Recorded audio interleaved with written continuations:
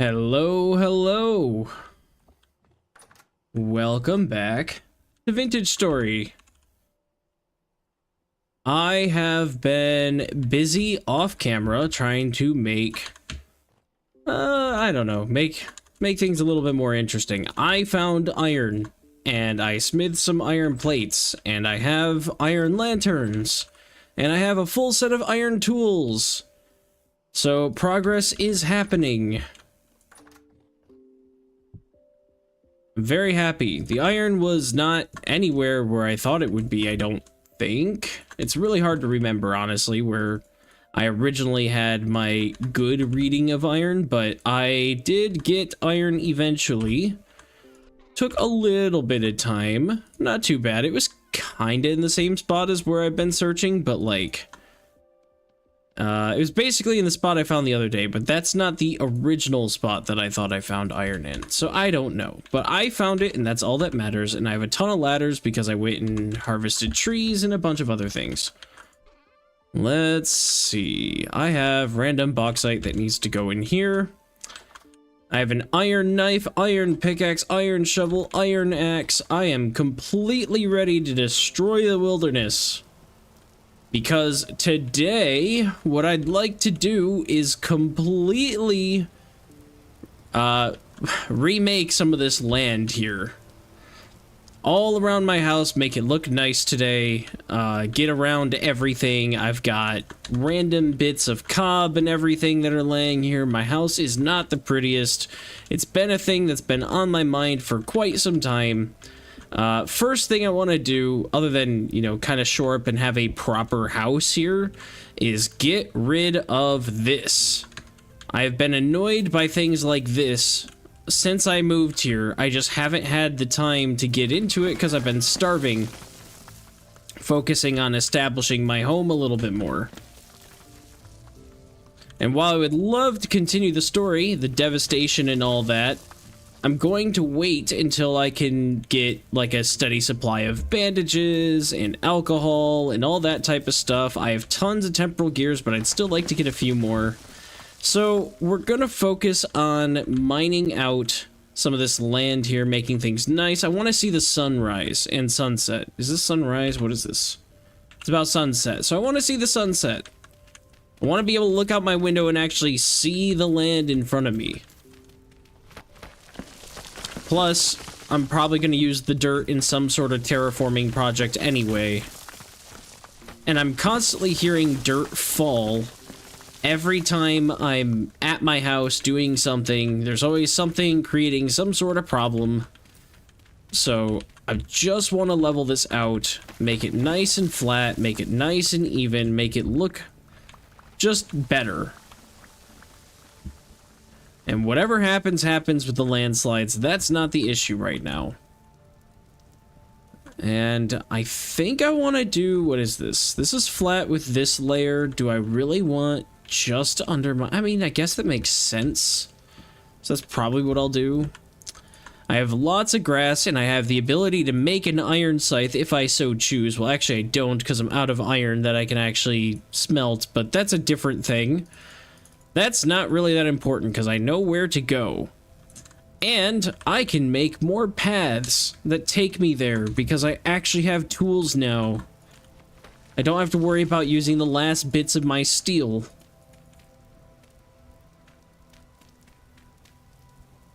So things are finally looking up. We're just gonna fill in a lot of this. This should cover with grass eventually, even if it's not the prettiest. I'm okay with that.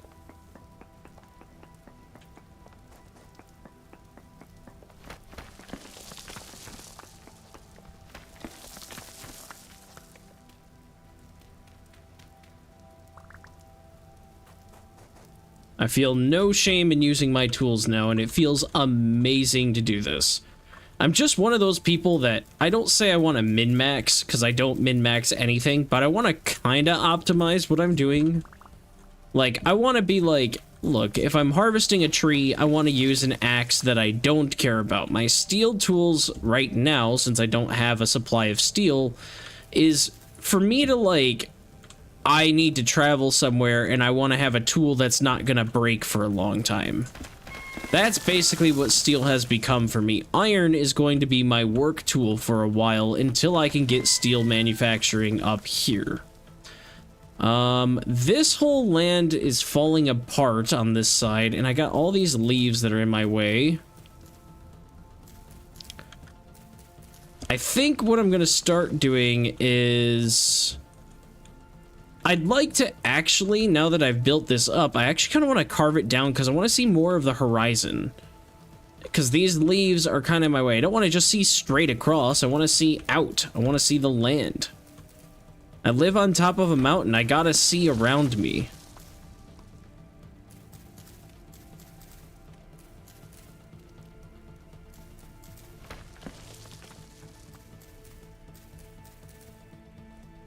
So we're just gonna get rid of all these random little leaves. I feel like I'm doing a Bob Ross painting. I'm sitting here and I'm like, I'm just gonna remove these little leaves and have a happy little hill with grass. I don't have any food on me. Oh, hello, Drifter. I disagree. Go away. Oh my god, what a snipe. Can I please go up? Thank you. Go away.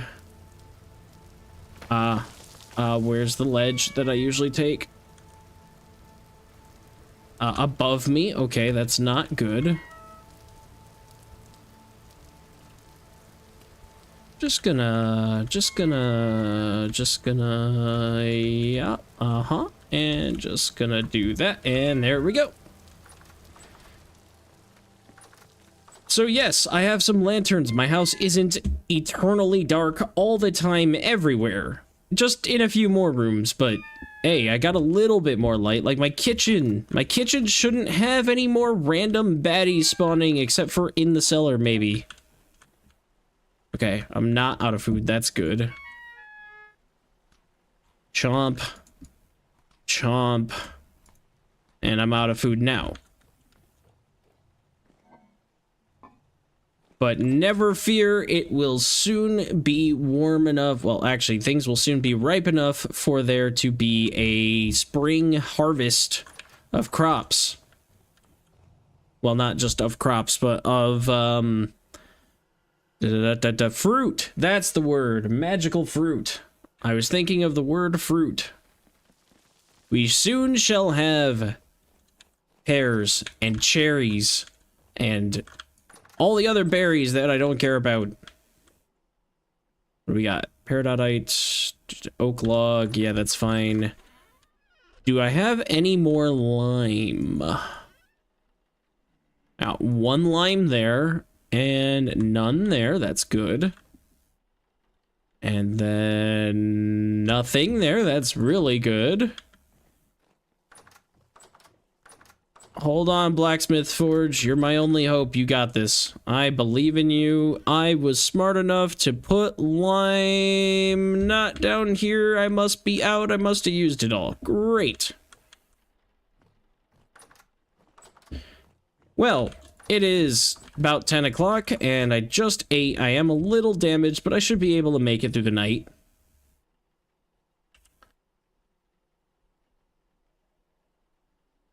I don't have a lot of food. That's the thing, is my crops. I've been harvesting as many turnips as I possibly can, but I'm just not quite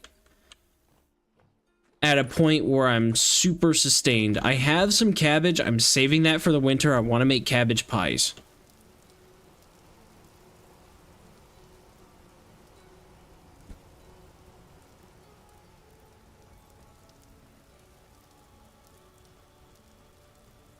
Hey, my cattails are back. Heck yes. I guess I have some honey. If I absolutely must eat something, I've got honey. But I should be really, really close to having some berries. And once I have berries, I'm set. It's only, I guess it is June now. But I've got a little bit longer for the cherries. I've got some other cherries here that'll be ready in 10 days. Pears that'll be ready. I've got other trees that are closer than this. And berry bushes should just be a couple more days. I'm really, really close to all that. So we're going to start by watering the crops because I don't have water flowing there. And we gotta get, like, the biggest thing for me is getting... Oh, we got onions. Okay, now I have more food. I grew a lot of onions to make up for my bad soil fertility for crop rotation and stuff like that. So I've got onions. Okay, so we're gonna have to make onion stew real soon here. But for now, we've got turnips at 3 of 5. We're growing some spelt. We're growing some rice. What do I need to grow here? Either potassium or phosphorus crop. Okay, I don't think I have much for that. But it's Helia sleepy time. Hi, Helia. How's it going?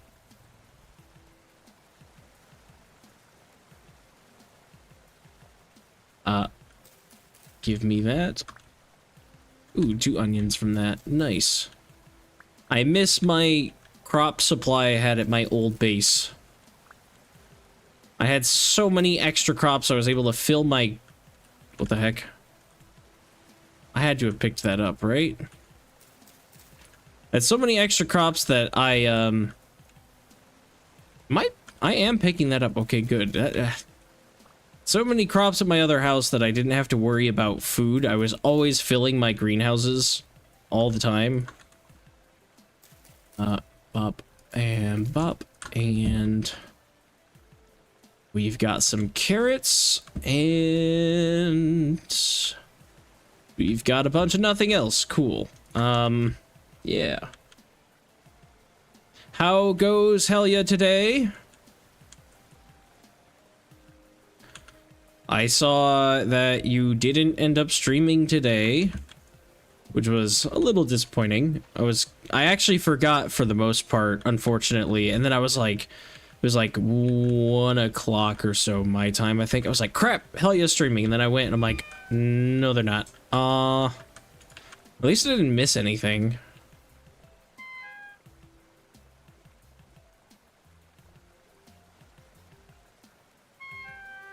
All of these are good back here. Okay, that's really nice then. Be resistant until 40. You did stream! Forgot to publish VOD. Gotcha. So I must have missed you, because it said you hadn't streamed when I checked Twitch. Because it didn't just say, like, hey, there was no VOD or anything like that. I don't really know. I would assume Twitch would tell me if you streamed, but there wouldn't be a VOD. I looked at your schedule and everything, and it said you hadn't done anything today. So I was like, okay.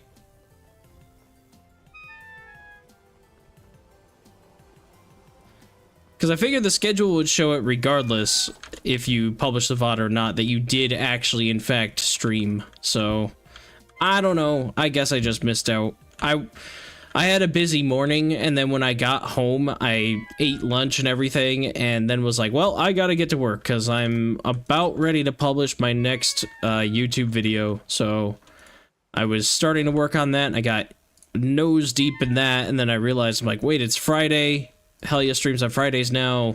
I gotta go check that out. And then when I went over there, there was nobody there. I was like, oh, okay. Twitch doesn't tell you anything. Yeah, it's kind of true, I guess.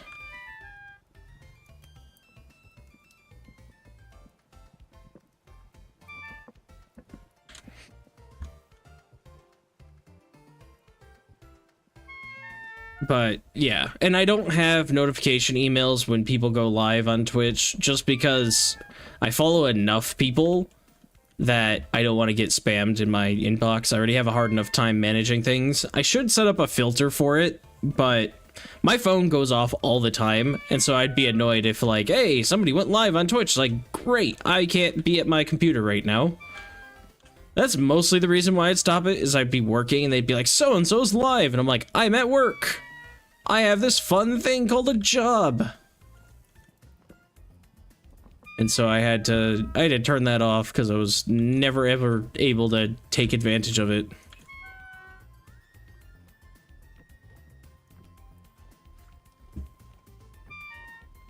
Come on, hurry up and cook. I just got you. Cook you. Give me food.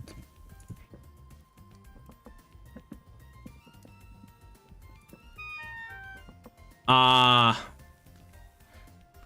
Unhappy Helia. Gotcha. That happens. There are days that definitely happens to me too.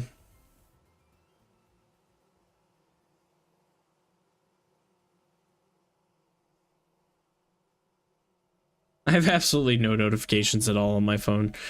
Do you have no notifications in general? Like you just don't have any? Or are you saying that you like turn your phone off so that you never get them? What am I doing? I have food. I cooked food. I did that thing. Brain, why do you cease to work? Did that. Oak logs, that's what I was going for. Thank you, game, for just randomly browsing over this and figuring this out. Turn all notifications off. You finished the house, or well, let's see. What'd you say? Want to look at the house? Okay, so it's not done yet. I do kind of want to look at the house. I want to see Grandpa's sink house. Wait, no, that was not where those were supposed to go. Oh my god, I'm gonna have so much weak tannin. Whatever, I have lots of hides. I'm sure I'll use it. Wrong barrel, wrong barrel. You finished it. Did you make a little shed for Grandpa so he can live in the sink shed? Hey, hello, what are you doing in here? Goodbye. Out.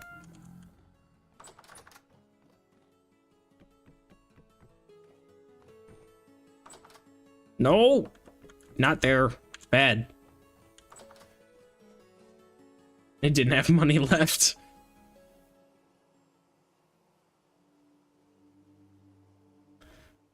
How tight was money? Because every time I looked at, like, numbers are an enigma to me sometimes in those type of games where I'm just like, yeah, I got money. I can never plan. That's how I starved my dad to death on Sims when I played Sims 1.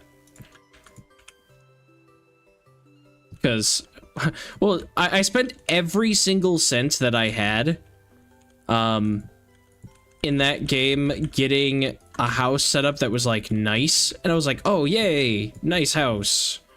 And then, no, that's not what you do. And then I didn't save any of it. So when myself went to school, my dad went to work. He was getting paid like $7. My mom went to work and was getting paid like $7. And we had a bunch of cheap appliances. Like everything kept breaking. So I had to keep calling repairman, and we kept getting takeout, which was more expensive. And then everybody was upset and everybody was unhealthy, just like real life. And then it got to a point where we couldn't afford any food.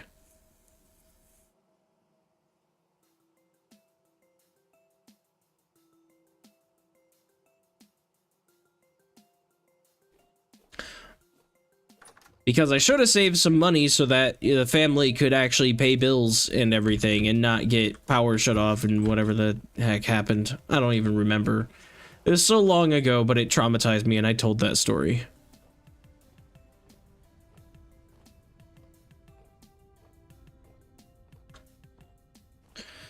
Because I think what happened to me is I built the house and then I put all this like wallpaper up and everything. And I was like, yeah, my room's gonna have space astronaut wallpaper.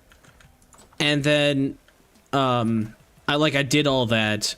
And then the game's like, great, that's like $500 per whatever yard of wallpaper or whatever it was. And I'm like, I can afford that. And so I spent all my money on like wallpaper and random stuff. And then it was like sink, $5 for a half broken sink. Because that's all you can afford, because you didn't even think about that, did you? It's not a game that maybe my, like, 8-year-old self should have been playing. Because money management was not a thing. Maybe it taught me some money management, though, so maybe it's a good thing I played it. Who knows?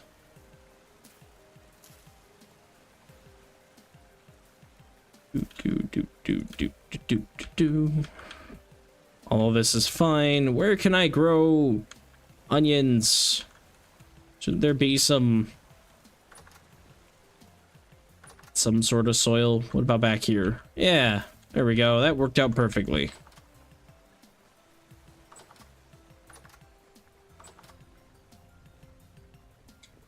Yeah, we did try the repairs. I had, like, of course, my dad, being actually in real life kind of a handyman who fixed a lot of things. Well, not a lot of things, but he fixed what he could a lot of times on his own. So I was like, yeah, Dad can fix it. And he didn't die to that or anything, but we frequently had fires and stuff.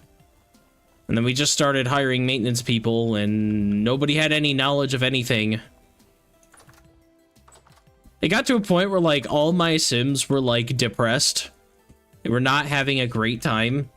And it was like, you need to play video games so that you can have fun. But then that also means you're not cleaning the house, and that makes everybody upset.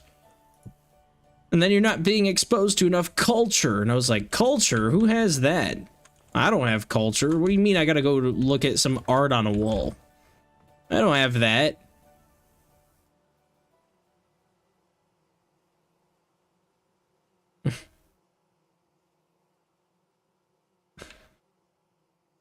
So, oh, there's a Botorn. You know what? You get to live. You enjoy the house. I built it for you. We're gonna go, get some lime. Boing, boing, boing, boing, souffle. Oh, it was a traumatizing experience. Of course we remember trauma. Not actually trauma. I say that jokingly. I shouldn't really joke about that because there are people that actually have traumas, but you remember the bad experiences far better than you remember the good ones. And if you just heard some rumbling, that's because Gracie decided to look out her window. Everything the light touches is hers. So she jumped up on the counter. And I realized that I think every time she does that, my microphone makes a little rumbly sound. Because she's kind of a chonker. She's probably about 12 pounds now. She was 11 before, but I think she's gotten a little bit bigger.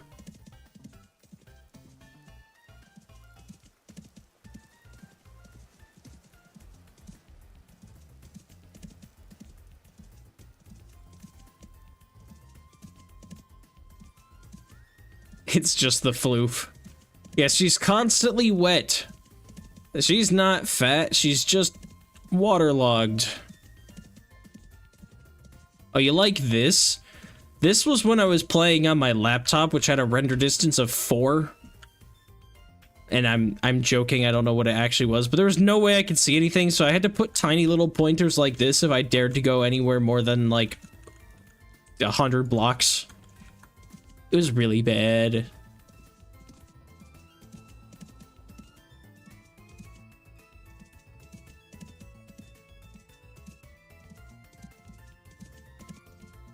Gracie is perfect and without flaws, indeed. Aren't you, Gracie? She's looking at me. She knows we're talking about her. Gossip, gossip, gossip, gossip, gossip, gossip.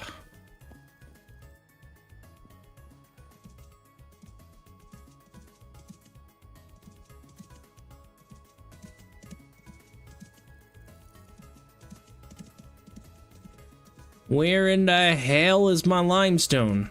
Over here, maybe? I think there's some there, too.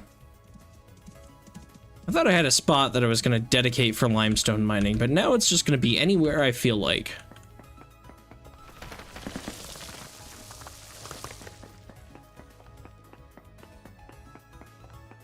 Keep saying my name, but where are the treats? Didn't you know there's a royalty fee for using my name?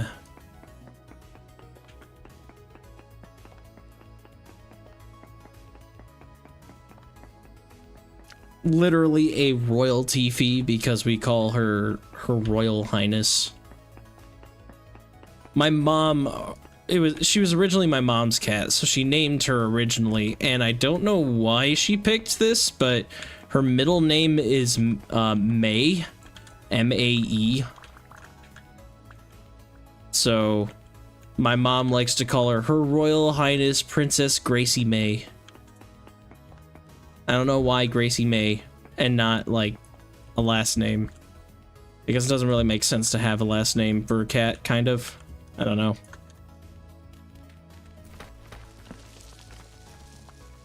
At least 5 treats per use, indeed. I'm racking up a fee. It's like Subnautica. Whenever you get materials in Subnautica, you pick up your first diamond in that game, and it says, remember, all the materials you collect are property of the Alterra Corporation, and you'll have to pay back every single material you find and use. Your current fee is 3 million credits, so my current fee for using her name is 3 million treats.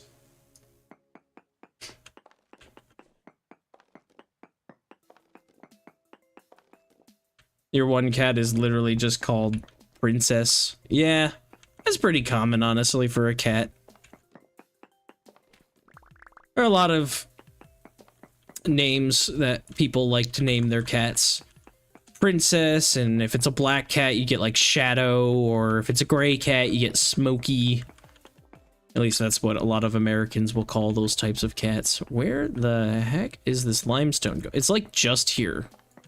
Okay, we're good. Do.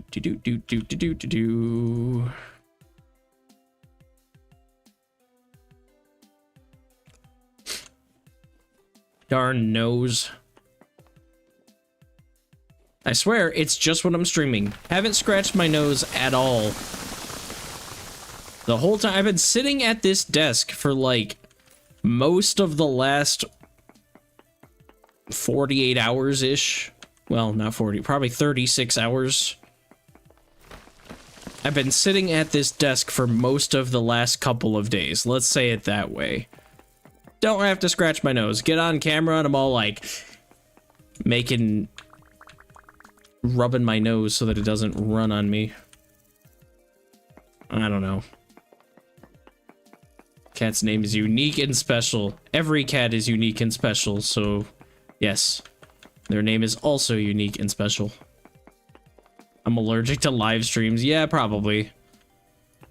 And just like I treat real medical issues, I won't be getting seen for that. I will instead expose myself to that until my body just tolerates it. I do believe I'm slightly allergic to cats. I noticed when I didn't have any cats, I would go visit family members that did have cats, and if I pet them and then like rubbed my eyes, I'd have really itchy eyes and everything. But I could take like basic allergy medication, Benadryl or whatever, and it would go away. I haven't taken any allergy meds today, but I doubt it's anything with Gracie, because since owning Gracie and having her in my house every day, I don't really experience cat allergies anymore. Maybe I always experience cat allergies and this is just the new normal, but I don't think I sound or look any different than before.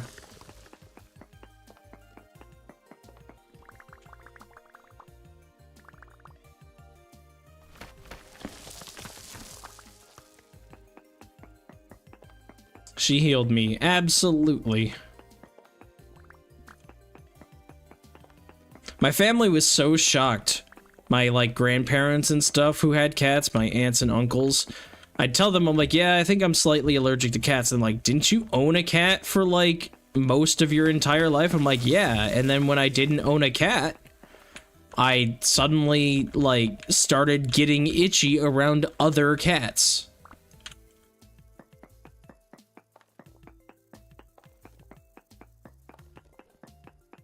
I think all my past cats are sitting in cat heaven watching me, and if it's not a cat that I'm going to own and love, they're like, no, plague be upon ye. And give me itchy nose.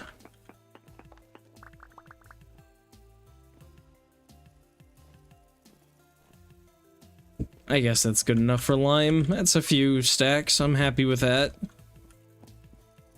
Getting dark anyway. Don't want to get lost.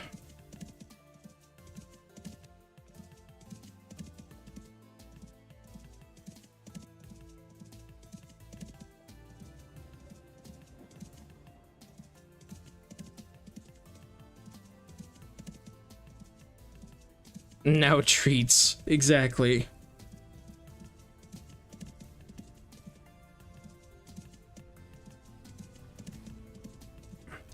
She doesn't really come to her name, but if I do like, if I make like high-pitched sounds, or if I get too excited, if I get like loud, like maybe I'm playing a game and I'm like playing with friends and I get like really excited, I'll like raise my voice and get all hyper and energetic, she'll stop by and she'll meow at me. Basically getting me to stop, because apparently that's not normal. But I can call her name a million times. Nope. No response. Well, not no response, but response enough that her ears twitch to the side going, I understand you, but I'm not choosing to listen to you.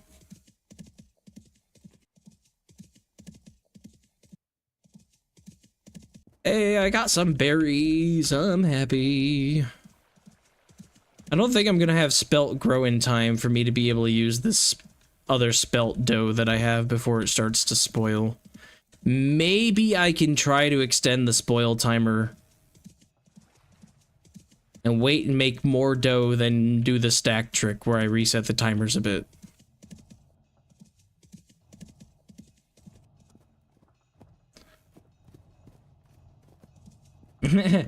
Should have been here for the Metroid stream. We had so much Gracie time. Hi, Cat.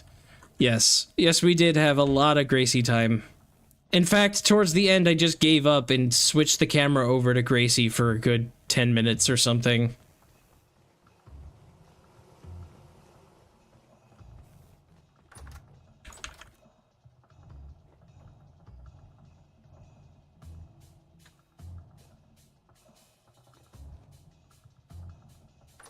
Wait a minute. I know where I have limestone. Still moving into this house. I don't think I had much though, so it's probably not a big deal, but I had great right here, limestone. I didn't have to go get that, but you know what? Now I have lots more for the future. Need to make a windmill. Don't really want to. I mean, I do, but like, I want to make it out of basalt, and I know that's going to take a lot of work. But I've got iron now, so no time like the present, I guess. I missed out. I will never know happiness ever again. Well, if she cooperates, maybe we can do some more Gracie time today. She's been snoozing for the most part, so she's probably going to have a lot of energy and not want to settle down for the night. But if she wills it, we'll see. I'm just not, I do not have skeps here. I'm dumb. Why didn't I? Oh, brain. Why do you do the things that you do? Give me this.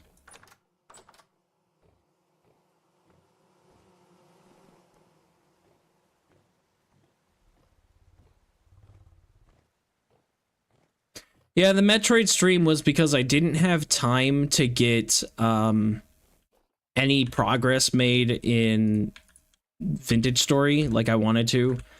I mentioned after, I think it was Monday that I last played, I was like, I want to go get iron. I'm going to find this off camera. And I didn't actually have time to do that because I ran my D&D session, which was very, very fun, but I spent all day Tuesday getting the stuff done because I had a really, really busy weekend. And I had to spend the rest of Monday, other than streaming, getting footage for my YouTube video. So I spent basically all of Monday and part of Tuesday finishing up my Subnautica footage so that I can get this YouTube video, which is basically done editing. I don't think it's going to be quite as good as my other ones because it's a little bit fast, but I want to get this one done. And then I will switch and do another playthrough of Subnautica, but it's going to be different. I think I'm going to do more episodic content so I can get more videos out more frequently. It'll be more of a actual playthrough of a mod instead of just like, here was my experience, and you get one video every week and a half or whatever.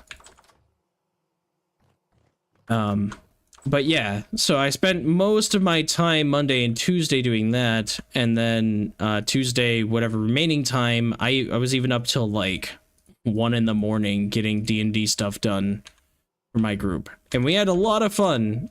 In fact, I kind of screwed over my party, and it was very fun. I got to be the person that you should probably never give control to, because I made an encounter that they were supposed to lose. It was very fun. They did really well, but yeah, they were a little taken aback because it was only their second encounter ever. The first encounter was really easy. The second one I deliberately made hard because I'm trying to teach them that you can run away. You do not have to battle literally everything that you see, and sometimes you might not win. Though, you know, that's not fun if they never get to win, so you can't do that all the time, but, like, sometimes you have to be strategic about things. That's a very long story, so I'll read chat before I get into that, but, yeah, I had a lot of fun with that, but that was all of Tuesday. So Wednesday was just like, yeah, I'll do a Metroid stream because I love Metroid Fusion. I've played it a million times, and I knew it was something that I could do in, like, a couple hours. So I was like, might as well do that. Populated. Okay, these two are harvestable, so we're gonna just take advantage of that. No angry bees. No angry bees. Got it.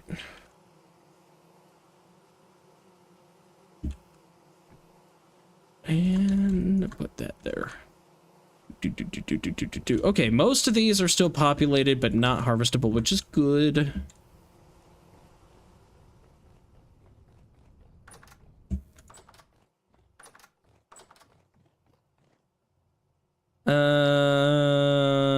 I should squeeze out the honey. Just do that now. And I should put the extra candles in my chandelier above me. But yeah, so I had a really fun time doing D&D because I made an encounter. Everybody is level 3 right now. But when we did it, we did kind of quick and dirty everything, character setup, because there's one guy who was there before who tried to make a character for a different campaign, and he just got really lost in the whole, like, numbers and stats thing. He was, like, not feeling it. And he, like, quit before he ever really got started. And so I was like, oh, well, that's a shame. And he was joining for this one. He's like, I've seen what you guys do, and it seems like fun because we play virtually, and he's invited to watch. So, he's like, I want to do this in person one if I can. I'm not sure it's going to be my thing, though. So I wanted to make, like, hey, let's not worry about things. Let's just make quick and dirty characters. And so, he, for stats, well, all of them for stats, I had them just roll d20s, and then I was like, like, I looked at everybody's numbers, and I was like, this person has a slightly higher total than you, so keep rolling this number until you get a high number. And they started getting crazy numbers. They were like, one person had a 19 in something, one person had an 18 in something, and I was like, whatever, fine, fair, go for it, I don't care. So now all of the party members are a little broken. They're level 3 and they're hitting like they're like level 6. Or they're doing skill checks where they're hitting like that type of stuff where it's like, yeah, roll me a Constitution save, and they're like, that's a +7. I'm like, right, because we didn't care about the stats. So I made this encounter a little difficult, and I was like, I wonder if they'll actually beat it. Because in terms of like HP, they're only level 3, so they have like not even 30 HP. And so it's a little bit of a mixed bag of, yeah, they pretty much hit almost every time, but they also get hit fairly often, and when they do, they can't take it. So It's kind of a mixture of who does more damage to who. It was very fun, though, and they all had a blast, seemingly. And I'll tell you what I set up here in just a second once my brain is not multitasking, because I cannot multitask, apparently. Gotta get this going. Probably 3 is what I'll need.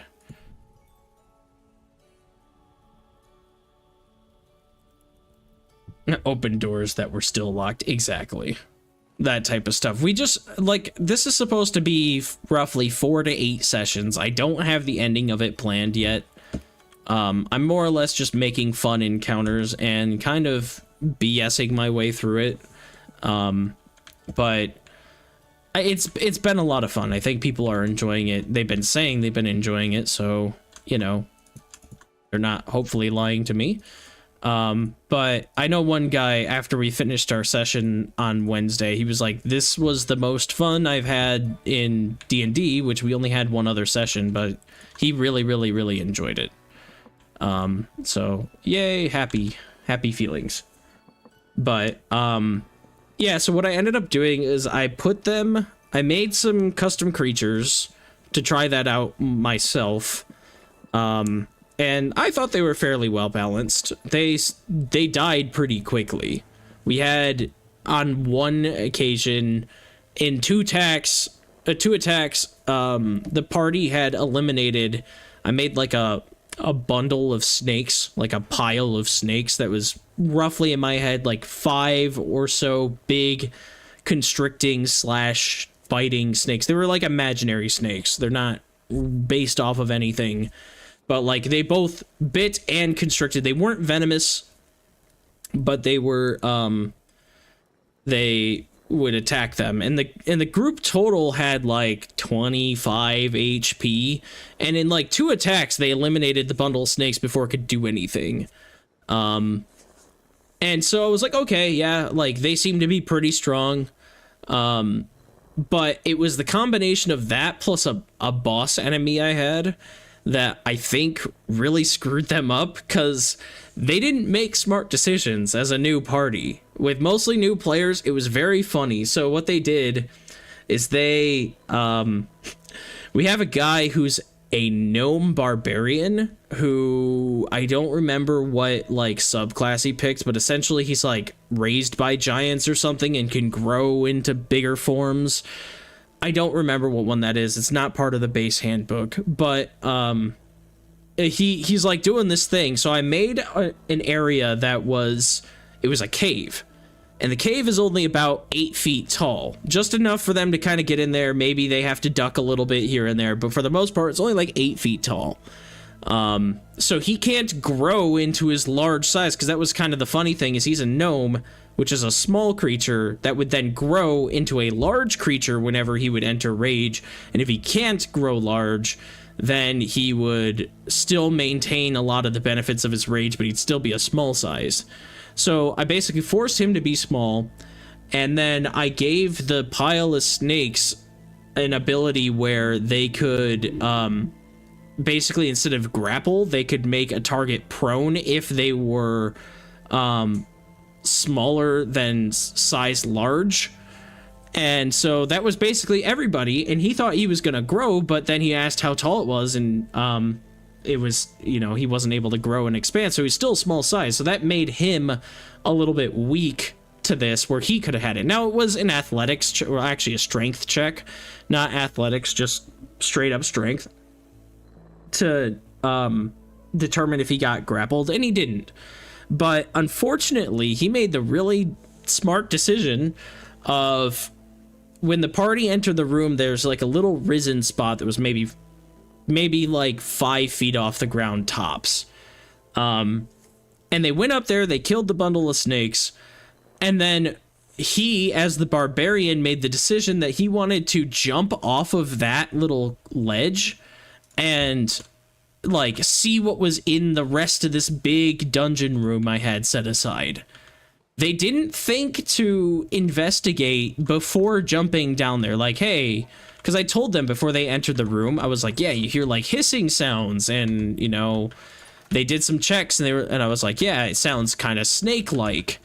But when they got in the room and they killed the snakes, they didn't do any more checks after that. They weren't like, are the hissing sounds gone? The only thing that one of them did was try to do a peek around the corner, but it was dark. And I told him that there was something moving in the back of the room, but he couldn't quite make out what it was. So he interpreted that as one enemy. And so the barbarian gnome guy jumped into this boss arena, essentially, practically surrounded by enemies, and he got quite messed up, so he had to retreat, and then they had to heal him, and then the cleric guy who tried to peek around the corner didn't realize there were multiple enemies, and he was like, I thought you would have told me that there were multiple enemies. I'm like, dude, it's dark. You can't see. All you could see was that something was moving back there. Didn't look like several somethings because I had the two snake piles basically next to each other. So it was like one large shifting mass. And so it was very fun because he jumped down, the barbarian jumped down being like, I'm a barbarian, I could take anything. And he got pancaked quite quickly. He got down to like 4 HP and then had to run away and get healed. We have a wizard in that group who has a lot of range things and whatever, a lot of different spells that he can use. So I gave him an elevated platform to see across the arena, but he doesn't have dark vision.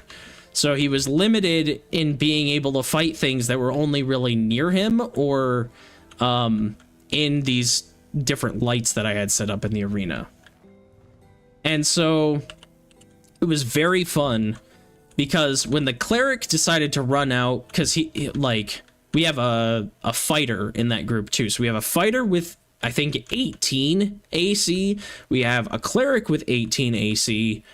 And then we have a barbarian that's doing, he has a great axe, so he's doing D12 damage die. And he rages and all this other stuff. So like they do good damage and they have high AC. The only one that's actually squishy is the wizard who has all the range. So it's a pretty well balanced group. So the fighter and the cleric go out because they have 18 AC, and the fighter goes out there and he basically blocks everything. AC, you know, I don't meet his AC when I'm rolling anything for the most part. And so he's doing a good job. The cleric decides to go out there and he does this attack where he uses all of his movement, not as part of the attack, but he used all of his movement to get to this. And then he did like a thunder pulse around him that would push enemies away from him. And he did that in the middle of the group. Smart idea, damaged multiple targets at once. The problem is he didn't have an exit strategy.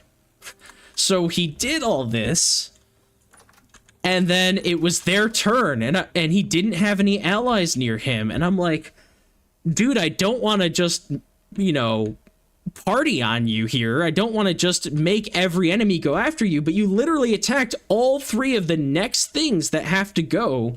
You didn't have an exit strategy. There's nobody else around. They're gonna go for you. That's what the only thing that makes sense in this situation is. They're not gonna just like, oh, and run away and go to the other side of the room. So, yeah, then the snakes did their ensnaring thing, which made him prone. And then he was prone in front of the boss and another pile of snakes. And he realized he was in some deep crap at that moment. And I'm like, I really don't want to pile on you. I'm hoping that I miss or something. You have 18 AC. Well, he's prone, advantage on melee attacks. They mostly don't have ranged attacks except for the boss. They hit him. They knocked him down. He did manage to escape, but the party walked away, and during the encounter when they were fighting the bosses, or the boss, I should say, they kept, you know, doing the general vague question of like, oh, how are they looking? Are they bloodied or what's going on? And I'm like, they're hurt. And like my friend who's played D&D a little bit before is like, bloodied? And I'm like, no, hurt. And so bloodied in our lingo or general lingo is just, are they half? And the answer is no. And they had done 50 points of damage to this boss. And so I'm like, yeah, it's hurt. And he's like, oh. And I'm like, yeah, And we like exchanged glances going like, yeah, you're not supposed to fight this thing. You should have maybe approached this situation a little bit more carefully, and they totally didn't, and it was a lot of fun, and they ran away with their tails tucked between their legs, which is very fun because in none of my campaigns has that actually managed to happen.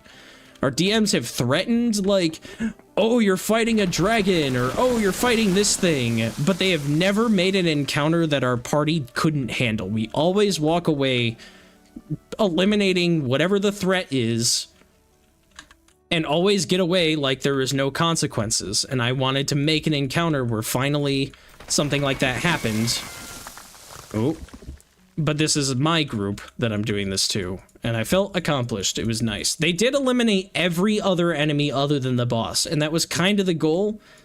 I wanted them to be, you know, like, able to take out some things, just not everything.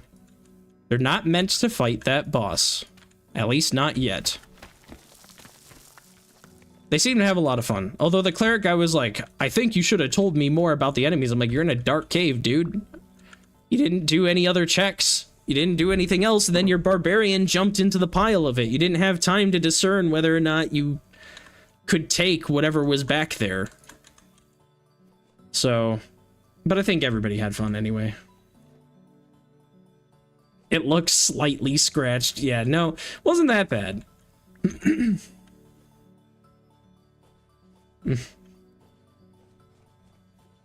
Falls 500 meters, no damage. Yeah, no, for real, Vintage Story fall damage is a little special sometimes. We love it, but also there are definitely times where you're like, you're clenching your whole body up. You're like, and then nothing happens. And then something happens because you were freaking out because you thought you were about to die. Then you didn't die. And then you walked over the edge and then you fell to your death or whatever it is. So now I got to come up with an encounter for them next week, because don't have to do battles every single time you play, but for me personally, the most fun I have in D&D is when I'm in combat.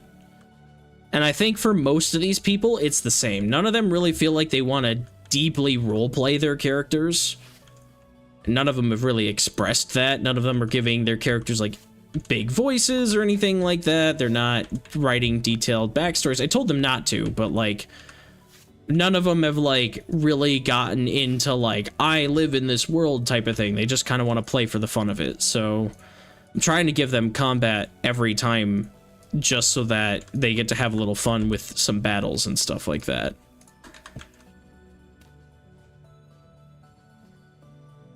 I don't need fighting every session. I've talked about this before, but I feel like I'm not that experienced at D&D, so my first character ever, well, sort of, with an asterisk, the first real character ever, I wanted to roleplay better than I did, but apparently it just didn't work out that way. I wasn't good enough at it, so he just kind of became essentially a barbarian, but a cleric. I like fighting. Me smash. Like, that's what he became, and I was really disappointed in that outcome. And then I made my character that I play on Saturdays, and I've talked about this before, who is unfortunately being overshadowed by literally every other member of the party. The only thing he has going for him is that he is long-range DPS, essentially. We don't really have that. We have a cleric, but they're a light cleric, and they do have some spells that are good, but like, you know, as a magic caster, your best spells tend to be like 3rd level and higher, which I think we're level 6 right now, so you don't really have a lot of those going around at the moment. You have like 2 or 3 of them, I think, at level 6 as a cleric, so.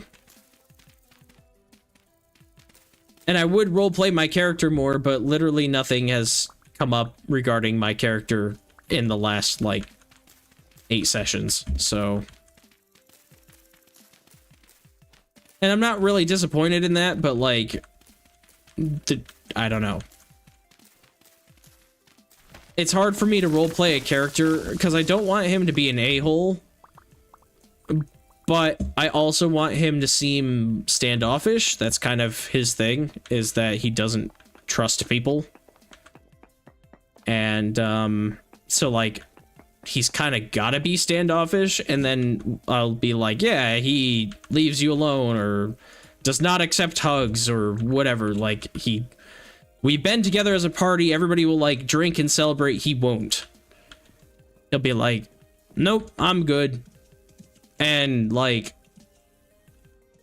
at that point, I'm not expecting people to really ask questions, but like I think they asked one question one time of like, oh, why don't you drink? And my answer was basically like, it dulls the senses. And they were like, okay, cool. They didn't like go any deeper with that. And I'm not going to be like, hey guys, I'm going to start drinking now and be like weird. I don't have a reason to do that. Nothing's happened. So I don't know.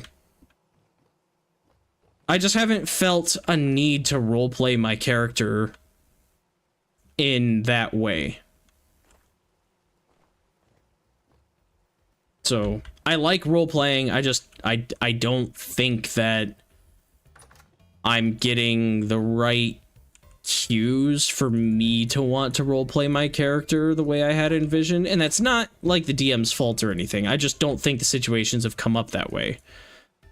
I made a guy who's kind of crabby at the rest of the party, in a party full of people that like to celebrate all the time. After everything that they do, they're taking drinks, they're parties. Like there've been several sessions where people get like blackout drunk and stuff, and my guy doesn't.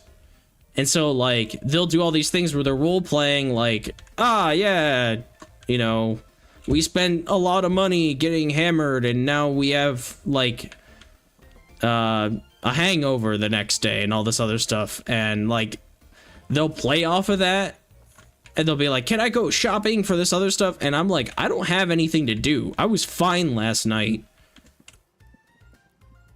And my guy's he's not evil. And he's not just gonna go, like, I don't know, do something in the middle of the night by himself. There's nothing he wants to do. That's kind of the thing, is, unfortunately, with the backstory I've given this character, he's gotta, like, prove himself. And there hasn't been anything to prove himself on yet. So I need to think of something.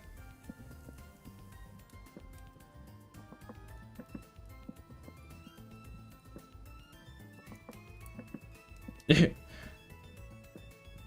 managed to win a whole faction as allies. I'm too anxious to really lean into the role-playing, so I favor combat.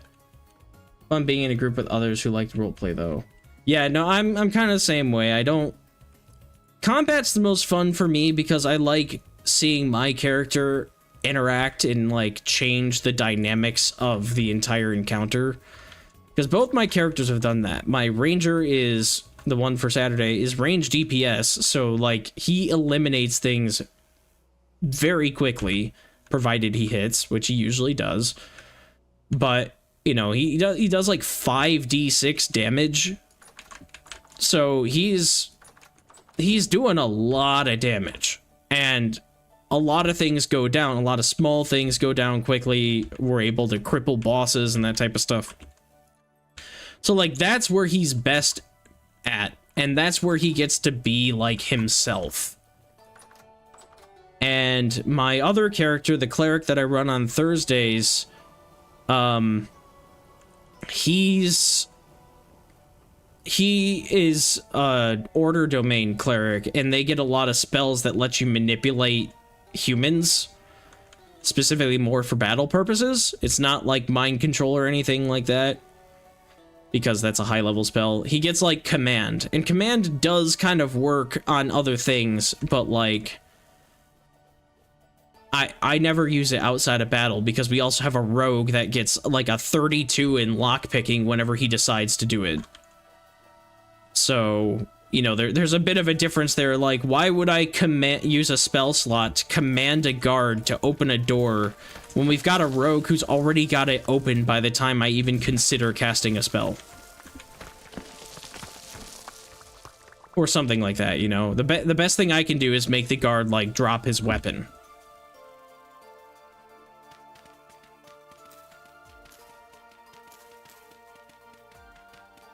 And for, like, interrogation or information purposes, a lot of times we have the persuasion or intimidation or whatever to get around that as well. And that character is also not a bad character, so he's not going to go do anything that's, like, you know, illegal. He is not going to be like, yeah, I used command to steal something from this store. I mean, like, that's not his thing. Unless we have to, but we've never had to.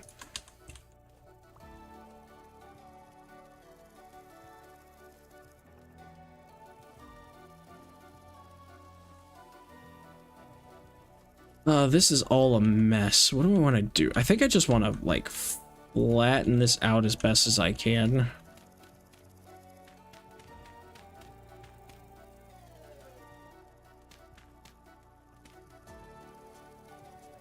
Do.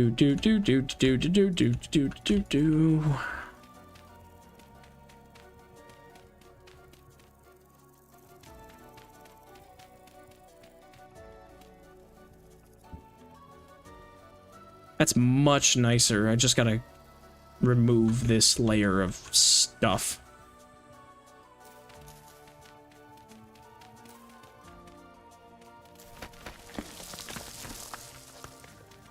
I didn't put up my candles yet. I think I slept through the night instead of checking on them, but I've got... I don't know how much a chandelier holds. Is it 6? I think with these two, that'll make 5. I'm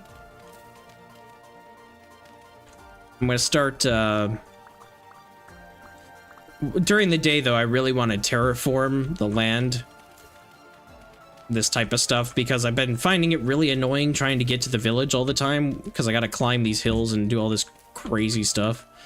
But if I forget again, try to remind me when I'm in my house, and I will very much add those candles to my chandelier, so that it's a little bit brighter.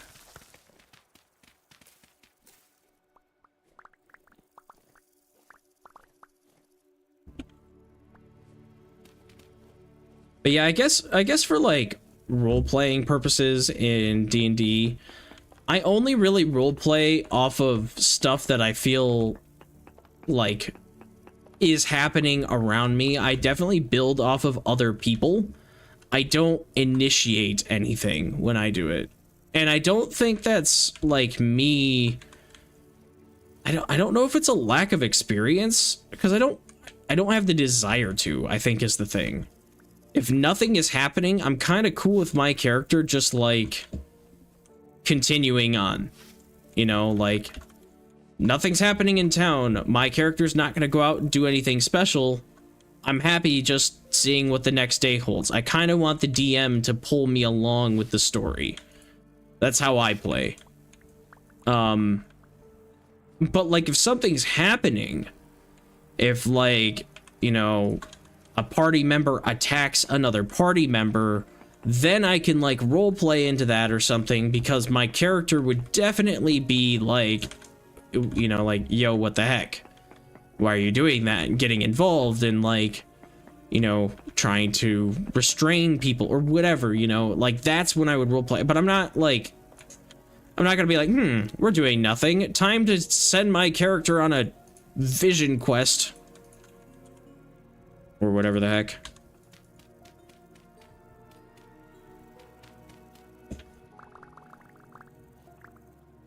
I think it also just has something to do with the characters that I've been making.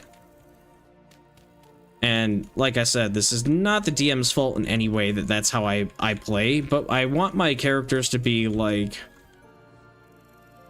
I don't know, more cold, not so like, yeah, everything's fine.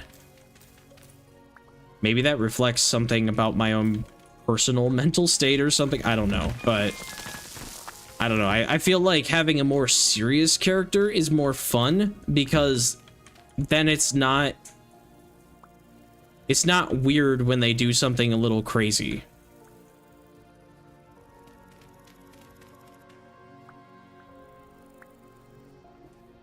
Because you'll know why. They'll have like complete justification for it, I guess. I don't know what I'm trying to say. I'm just saying words now.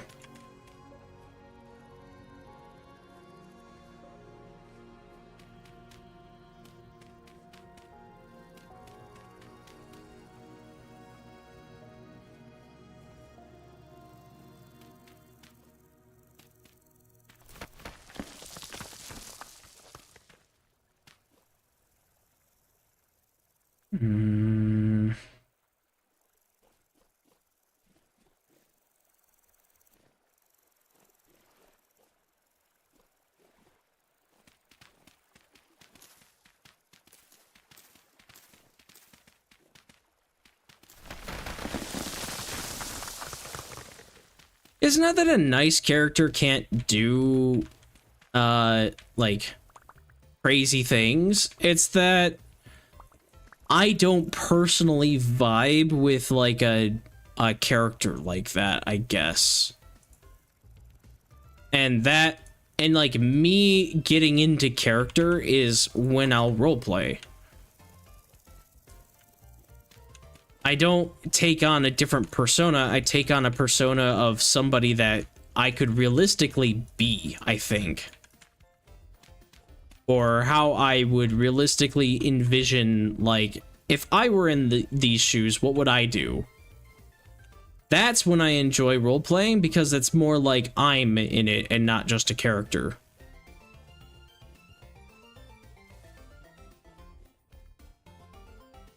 It's just easier for me to be like, you know, this character is serious and takes their job seriously and, like, you know, does this type of stuff, because that's how I would be. It's not that I don't have fun, it's not that I don't joke around, but, like, in my own personal life, when I joke around, I'm with a group of friends that knows each other very well, or at least we know at least most of the group very well. You know, it's like that type of stuff where we can reminisce about old times and that type of stuff. And I don't think I can do that in D&D because the characters have known each other for like 2 months. And like, if I know somebody for like 2 months, I don't feel close to them. Personally. Unless I've had a lot of repeated interactions with them, but most of the time our D&D sessions are splitting up and going shopping, and then something interesting happens to, you know, somebody else somewhere else, and then the rest of the party goes and investigates what happened.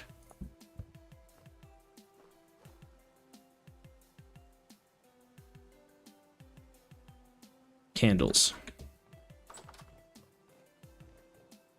It's hard to put it into words, but I guess the characters that are more serious are easier for me to roleplay because I find that more realistic. And my own personal brain is very realistic. I'm very left-brained. While I like being creative, it's like creativity takes a backseat to logical thinking. For me. Where are my candles there?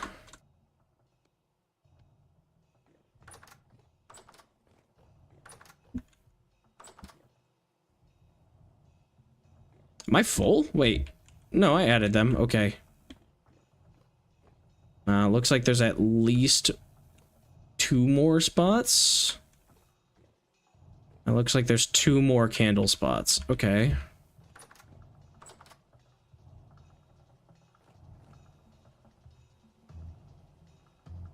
I am an initiator. I make lists with questions on information about the different NPCs and PCs, trying to come up with ways to get them to talk, etc. Yeah, not me.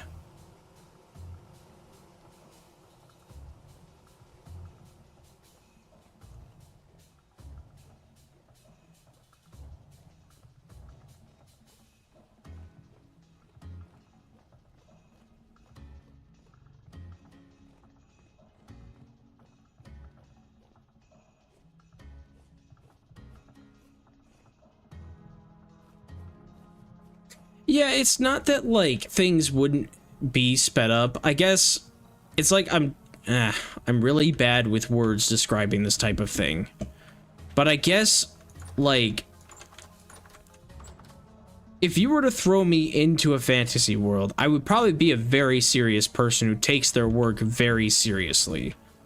I don't think I would be a person that's just, you know, jumping around and having lots of fun. I think I would be, you know, the blacksmith who makes fine work and doesn't want anybody to criticize it or whatever because he's very skilled at his craft. You know, like, I would be that guy. I would never be, like, a bard in real life. And, like, I don't want to be a bard.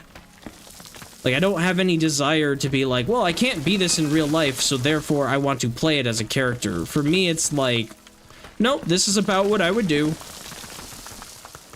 And that's, like, kind of how I play my characters. Because I have fun, like, as if it were me doing something in a world in which I can't actually normally do that. So, like, no, I can't, you know, go fight trolls or whatever the heck. But my character can, and because my character can, like, I want him to be good at fighting, because I think that's the type of thing, like, how I would live that life.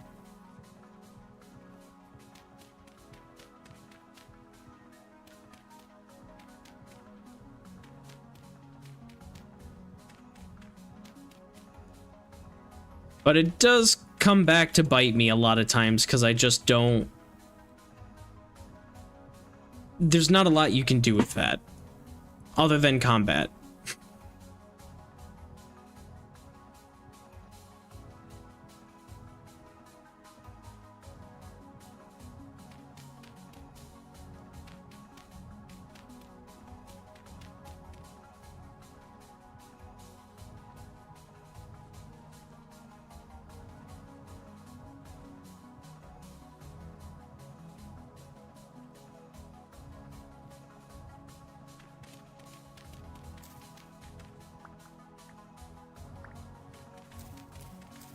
Yeah, it's hard to also put it into words, because it's like, it's not that my character couldn't do that, but like, specifically for the Saturday campaign, I don't think he would.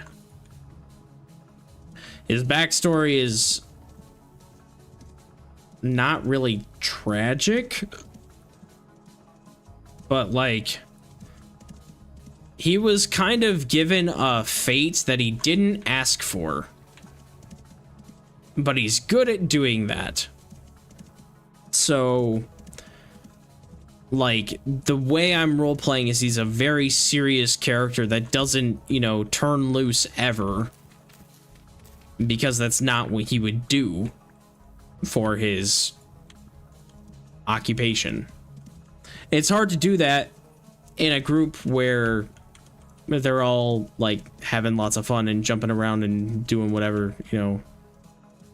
We literally had a session where some people got so hammered they woke up with random things in their hands or like with no clothing, and we had to go on an adventure to go find their clothing. Not an adventure, but like there was like a thing where guards were knocking on the door and, you know, they were trespassing in a location they shouldn't have been and all this really crazy stuff, and like my character wasn't there because he didn't do that.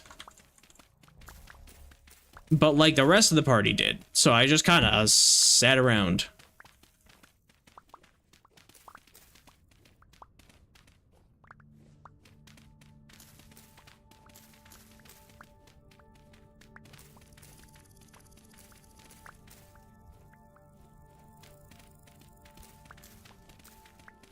It's like I'm role-playing the way my character would be. He would be with a group of people. He is being somewhat secretive, so he's not going out and doing things on his own to avoid drawing suspicion. He doesn't really enjoy doing what he's doing. He's just good at his job. And he's always aware and alert and on edge because of what he does. So it's like, Yeah, it's a little hard to roleplay that.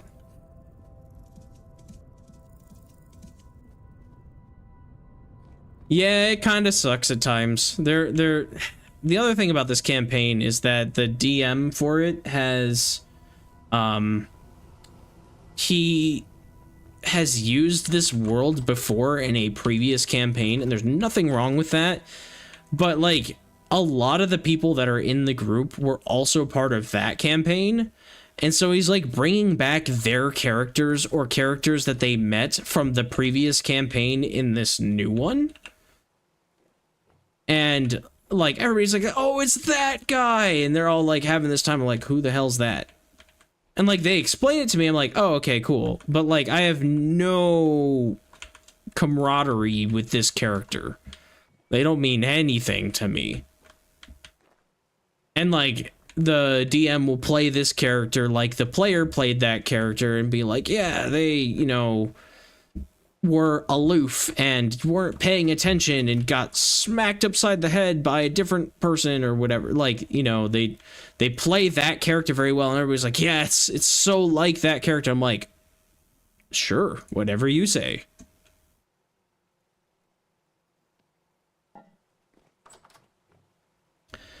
And they've brought back, I think, at least 3 characters from that other campaign as either temporary companions or, you know, one guy's got a huge role in the story and is somehow related in some way to one of our other party members' stories. I don't know why. Like, I know why in the story, but I don't know why as, like, human beings they wanted to have a character that was somehow affiliated with this other character from the previous campaign. If that was intentional or if that just kind of happened.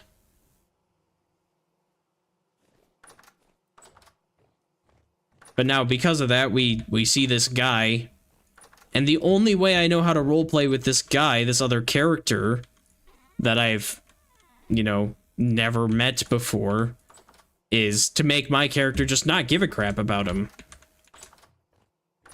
He doesn't get friendly with him because, again, he's a serious character, so, like, his whole thing is, like, his name is Briar, and my character will be like, Brian, how's it going? He doesn't even know his name. He doesn't care.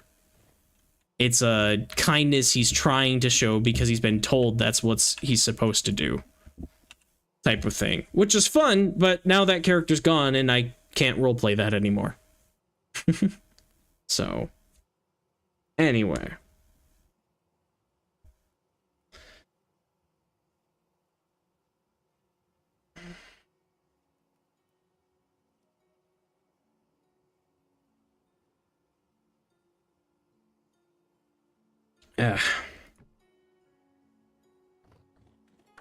Have a good sleep, hell yeah. Thanks for stopping by.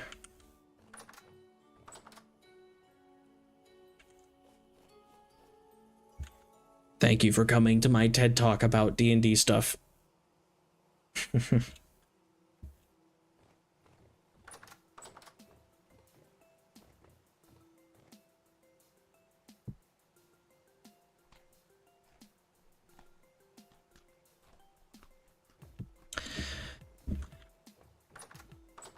Me too, eventually. I love that. We all sleep eventually. Sounds like a threat sometimes. I know it's not, but it's kind of funny. I'm just jealous and want to play D&D. Well, have you heard anything about that? Not to keep you here, but you were gonna ask. Did you ever ask?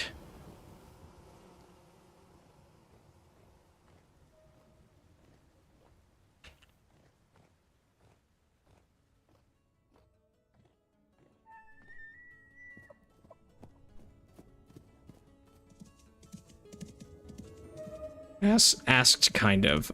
Well, I'm sure you can tell me the story a different day. Get sleep. Do the thing that humans require.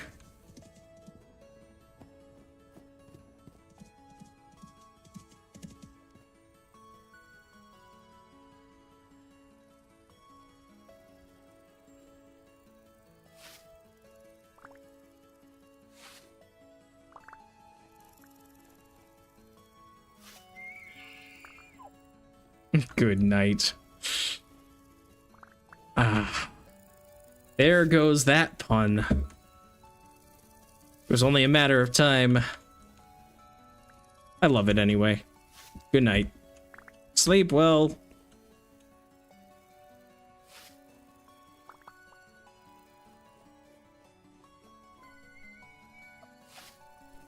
All right.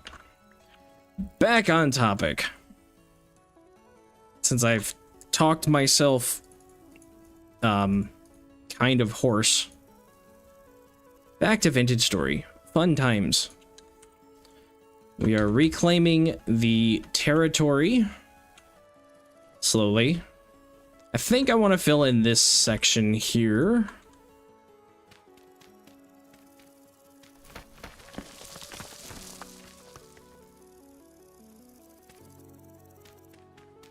And then from here, what do I want to do after that? I think ultimately the big thing I want to do, I was terraforming the mountain behind my base. I'm gonna check on my crops, and then I want to make like a nice, this is a good path for me to get kind of to and from the village. Sort of more, yeah, I don't know. It's okay. It's better than it was, which is all I'm really hoping for at the moment. Yeah, this is so much smoother. I would love to like tear out that chunk of mountain, and I may do that very soon, but we got to check on crops. Gotta make sure we have crops. I'm already burning through like all the onions that I grew. Though I should have a few more that are done here. Yeah, these are done. That's good. And then we'll probably just plant them next to this. We do have some spelt that's done. Finally. My dough did not rot. I can have bread and pie. Food is a little important, yes.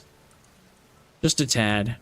It's why I want to spend a good chunk of time around the base, is because I'm heavily watching all of my crops.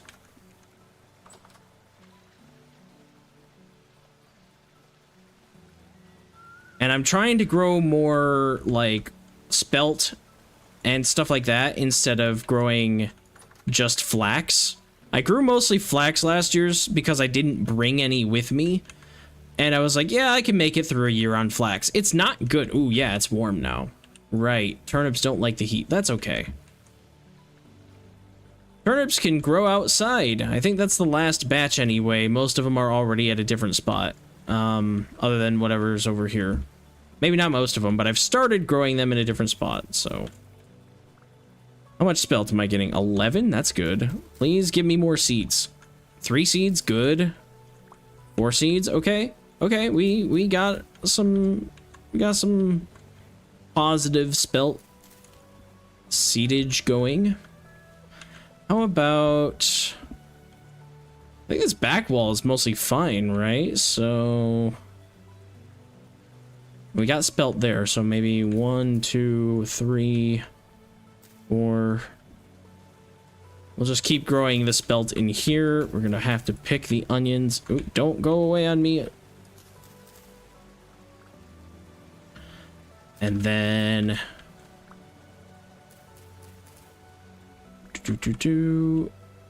5 onions, 6 onions, okay. The spelt should almost be done. And then that's good to grow. So I need to grow, where did I just pick that? Here? 1, 2.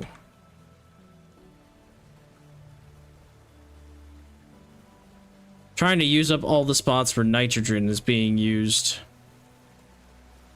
This will be good for, I should have planted the spelt maybe back here. Oh well.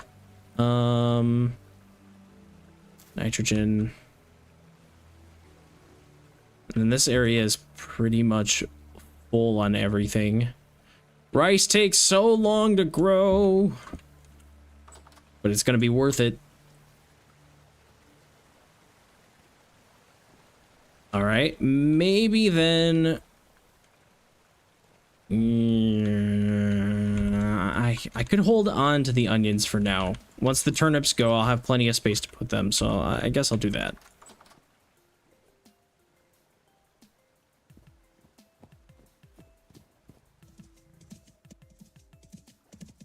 And I want to store the onions because they'll last a lot longer than berries. So I should go and check my berry bushes, most of which I think should be fruiting right about now because I had a couple just a day ago.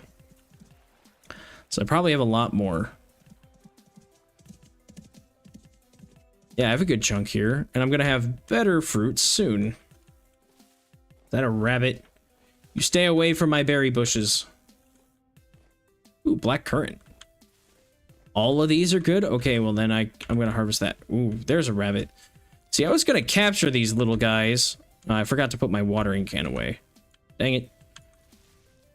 That's okay. I was going to capture these little guys, and I did, and then there was a fire, and I think they didn't make it out. I'm going to have to build fences for my crops so that the rabbits don't come and get them. Or I could eliminate rabbits, but I don't want to do that yet. Although I do have fences on me, and I have leather, and I have spelt seeds and flax seeds. Oh, right, I did get the spelt from somewhere. I think out in the wild somewhere, so I gotta go plant that. The flax seeds, I got a lot of those. I'm not too worried about that. Yes, it did. I was trying to get rabbits. I had them trapped in a fenced-in area, then there was a fire, and I come back, and there's no fences anymore. So I'm going to assume the rabbits got out somehow. That's what we hope for. Or they experienced an early summer.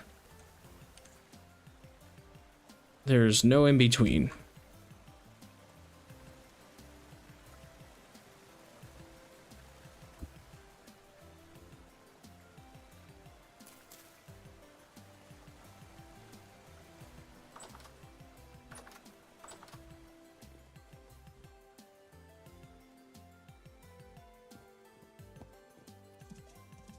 I should probably go out and look for like spelt and stuff in the wild just to help me have a little bit bigger harvest this year. Since I'm not prioritizing flax, I have a lot of empty spaces and I should probably try to fill them up with a couple things. Though this year I will also have pears and cherries, so fruit should last a lot longer, not get used up like immediately. And I've got a good steady source of honey and all that. Like, things are going to be way better this year anyway, but we can take a look. We'll see what we can find out here in the wilds. I was disappointed. For the first time ever, I finally got enough of the same mushroom to see if you could do anything with it. Nope, no mushroom pie. I was disappointed. I really was hoping that the game had a hidden, like, mushroom pie recipe that most players didn't get to use, because who has, like, 8 of the same mushroom? But no, they do not. Not that that would be good. I would never eat that in real life. But, you know, it's technically a vegetable.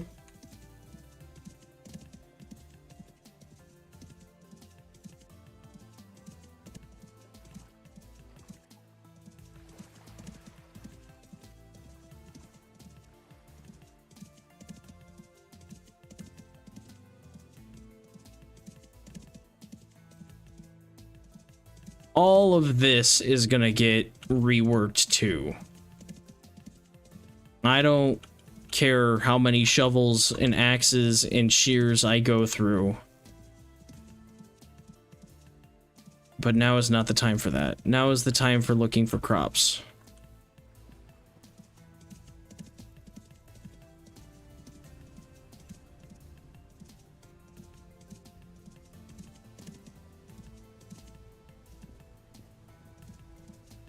Ah! Let me out. There's a pit over here, though. Yeah. What in the hell is all that?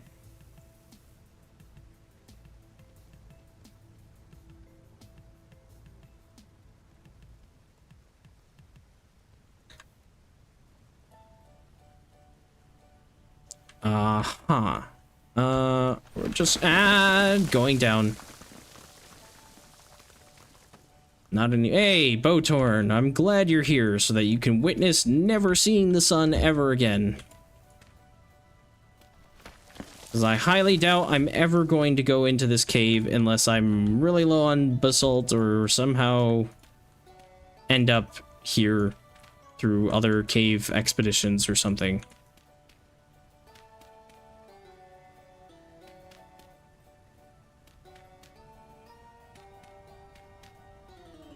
The amount of times I've fallen in this specific area, like not this pit, but this region around my house, has been very annoying.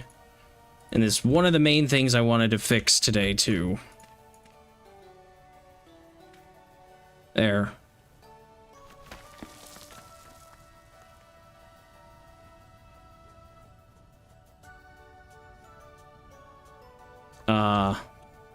Souffle, you're back here somewhere. The heck are you? There you are. Ow!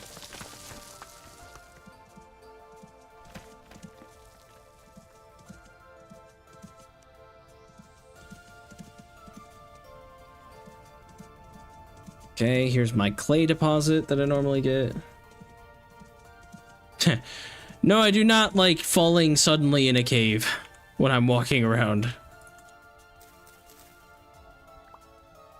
I do not like suddenly going like, I guess I wasn't playing the game. I guess we're falling.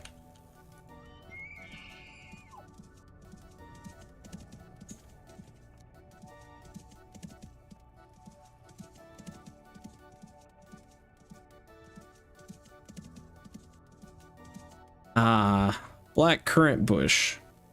I can't take you with me, really. I'm pretty full on lots of dirt. I should probably do something about that. That was part of the terraforming projects. At least this is nice and open now. I can say that I'm actually pretty happy that the fire happened, because now I can see. This is a field. This is so nice. I gotta get rid of all these darn leaf blocks, though. That does annoy me. Hey, why don't you go away? And I only wish that there was a better way. Ooh, can I only wish that there was a better way for the game to detect floating leaf blocks like this and just not have this happen.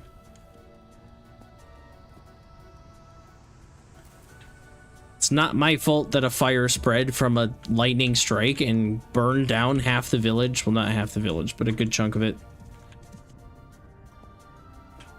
They're missing their palisade fence, which is very funny because there might very well be bears inside the village.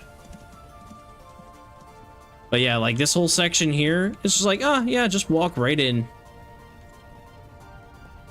Though thankfully, they had the foresight when they made this village to give a lot of, like, rammed earth and other things like that, to the point where I don't believe there's any way that these, like, farms of theirs would catch on fire.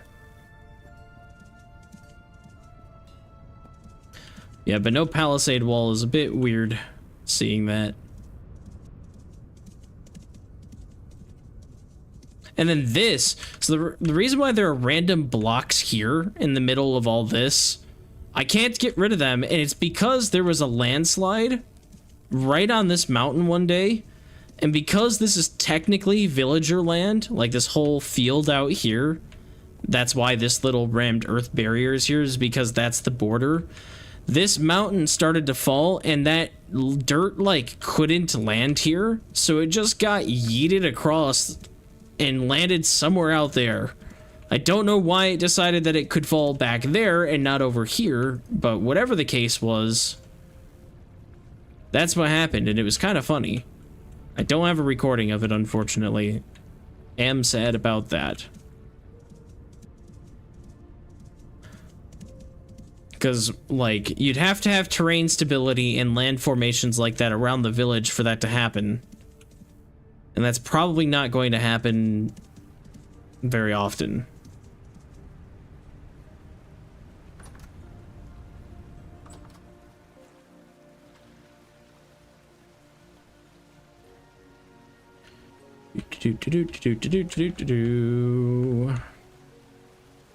I wish I could have custom emotes. I'm looking up and I see like some of these other emotes that people have, and they may not even necessarily be custom, but like there are some emotes that I see in other people's streams. I'm like, man, I wish I could have that, but you have to be an affiliate to have fun. And the struggle for affiliate ever continues.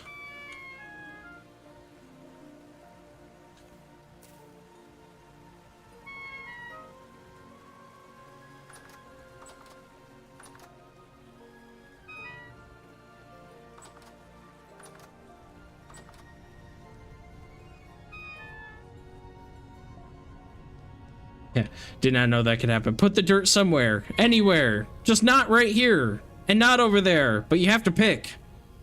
Oh.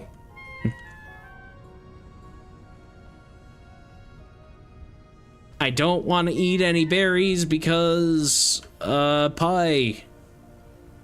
That's 7 pies worth of berries right there, evenly, perfectly.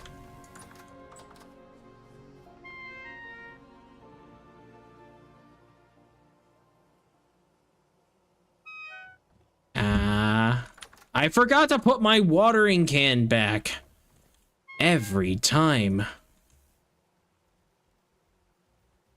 I don't want to eat anything that isn't... I got lots of onions. You know what? Y'all ever just Shrek an onion real quick and bite straight into it? My favorite. I'm just gonna turn all of this into flour. What am I gonna use the grain for? I'm not gonna feed my animals with it. You know, it would be funny if you installed a mod that allowed you to have handheld maps like in Minecraft.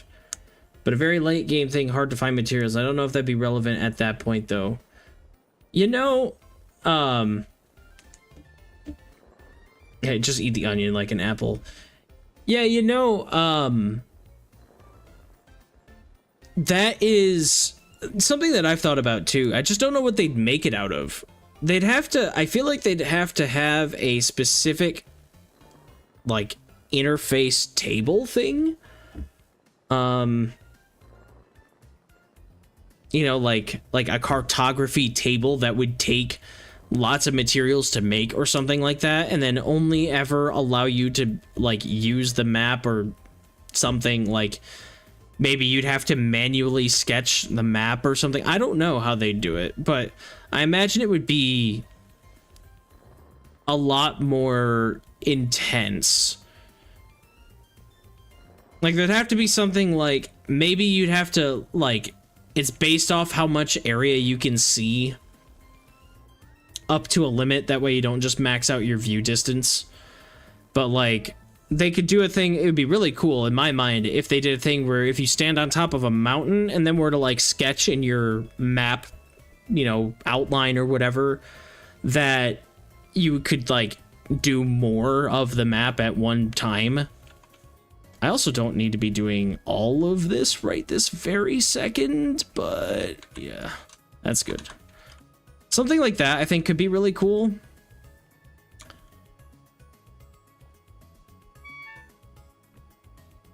But that would, like, involve a whole cartography system. I'm not saying that's not possible, but I don't think that's very likely to happen at this stage. So maybe for the time being, they could add something small, kind of like Minecraft, and just have high requirements. Just be like, yeah, you can walk around the map and it gets discovered, but in order to do that, you have to have, you know, maybe you have to go talk to a cartographer at the village. Because that would be really far into the playthrough at that point, and I think that could be justified.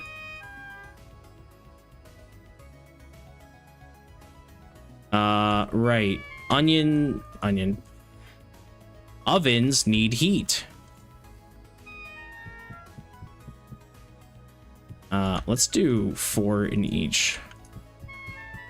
And I'm gonna have to eat another onion raw.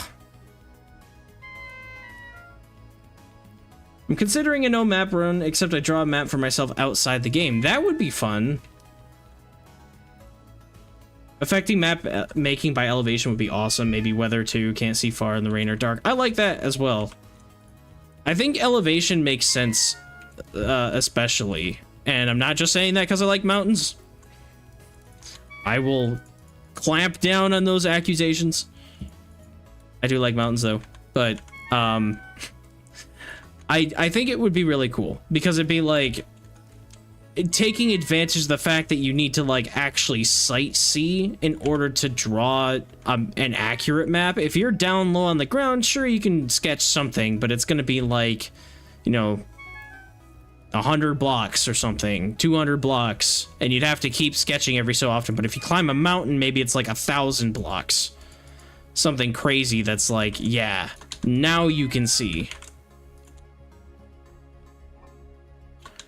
So you're able to get a lot more. Maybe it's just detail. Maybe if you're on the ground, it's a rough thing. But then, you know, something like that. I don't know. But that would take an entire elevation system kind of rework thingy. A lot of work. And not saying that they couldn't do that. Like I said before, I think it'd be really awesome. But I think there are other things in Vintage Story for them to tackle before they do anything like that. Though I would personally love to see more effort put into the no map run myself too.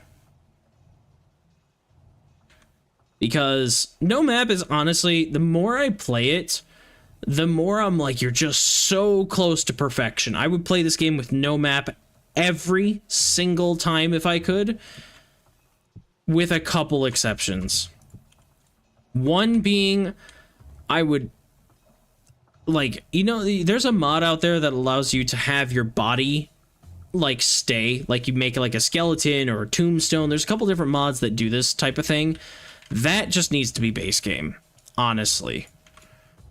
There's not really any reason why when you drop items, you just explode upon death, other than it's probably a carryover from Minecraft, would be my guess. But, like, thinking about it somewhat realistically, I feel like you need to have, like, a body system where you can go recover your things, because this game is supposed to be difficult. Minecraft is not. Minecraft, there's zombies. I mean, there are difficult parts to Minecraft, especially now, way more than there used to be. But, like, you know, you got zombies, and Minecraft has a whole, like, revive effigy system thing. You know, like, they've embraced the fact that, you know, it's now difficult or more difficult than it used to be, but they have mechanics in place for you to be able to recover. And in 99% of cases, when you die, you're going to die to a random skeleton shot that got lucky and hit you. You know, nothing super crazy.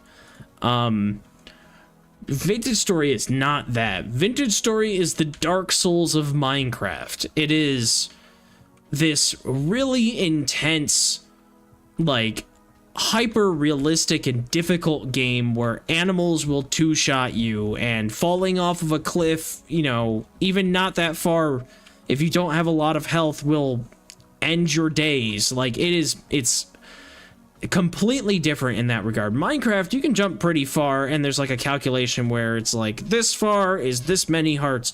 In Vintage Story, I swear, if you fall, like, there's like I feel like it escalates. Like, it actually has like a like an exponential growth depending on how far you fall. I can't verify that. Maybe there's not, but it feels like falling in Vintage Story hurts a lot more when you fall from higher. And not just like, oh yeah, you know, that makes sense, falling from higher, but like exponentially. Like, if I jump off of this spot down to this pit down here, I will nearly die. But if I drop off from a spot that's a third as high, I won't take 1/3 of the damage. I'll take maybe like 1/5 of the damage.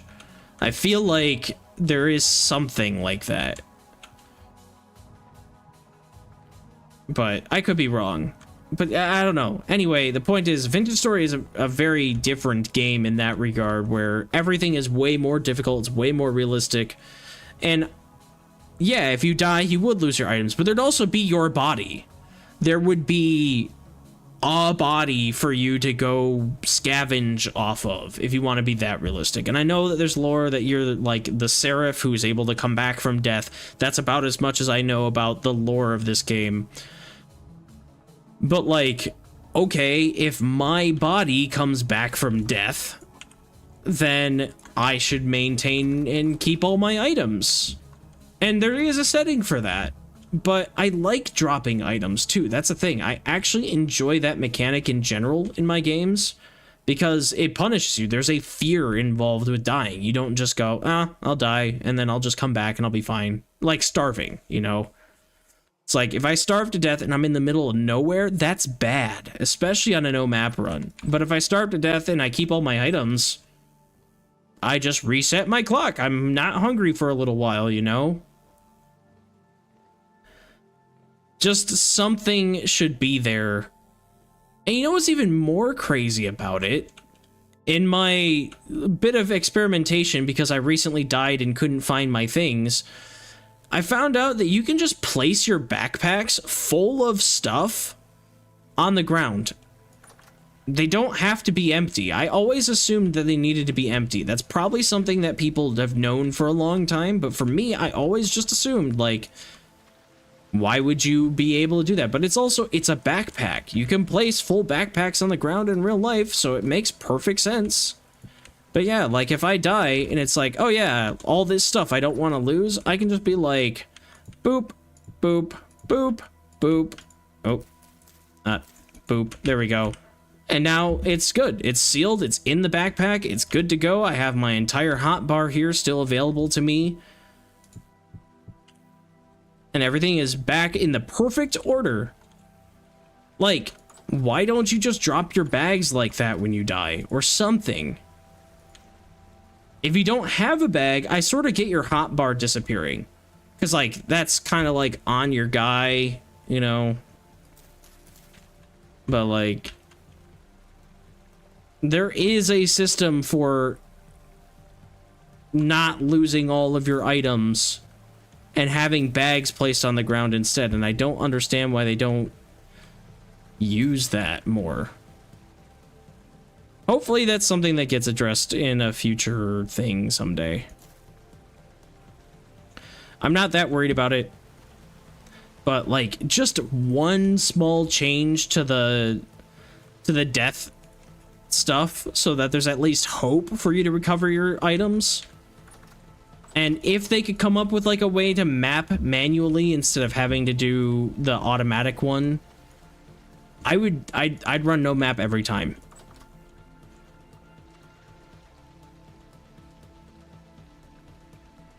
Because I feel like it's the more immersive way to play where you actually have to keep track of everything, you know? And like you said, Kat, it's like you are making a map outside of the game to keep track of where you are, and that's really cool.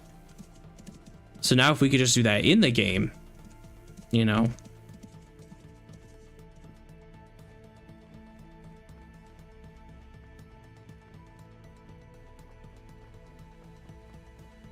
You only learned about placing full backpacks because the update says you can open them when they're placed. Exactly. Like, I didn't know about that even. But like, yeah, like that it's that type of thing. I didn't even know about it. There are mechanics like that. This would have caused me much less grief if I had known that you could place bags on the ground. When I died that time next to that merchant, I would have just placed my leather bags on the ground and then placed my whatever, my inventory. I would have quick swapped things that were important into my bags and then placed my bags. You know, that type of thing. But instead, I just kind of didn't. I just kind of placed like my Falx blade, my shovel, my axe, my knife, pickaxe, and then was like, well, guess I die. And then that was that.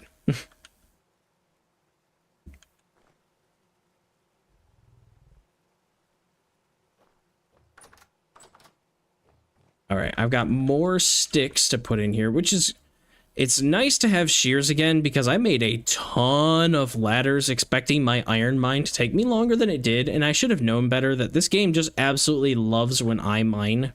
I don't know what it is about it, but I very, very rarely, once I prospect, if I get a reading for something and I dig straight down, like, I don't even want to say 9 times out of 10 because that feels really high, but like, I don't know, 7 out of 10 times, it feels like I hit immediately. I got that decent reading for iron the last time I played, on Monday it was, I believe, and I dug straight down that same spot I started digging on Monday, and lo and behold, pretty deep down, but lo and behold, iron. I hit it. Granted, iron veins are big, but I get that with tin, I get that with zinc a lot of times. Like, the more rare, the smaller veins, I tend to hit pretty regularly just by digging straight down.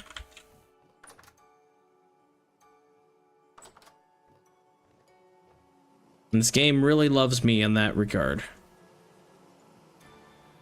I've had bad mining experiences. I think I've told some stories when I co-opted with friends how I went mining looking for any sort of bronze and couldn't find any prospecting node whatsoever for bronze.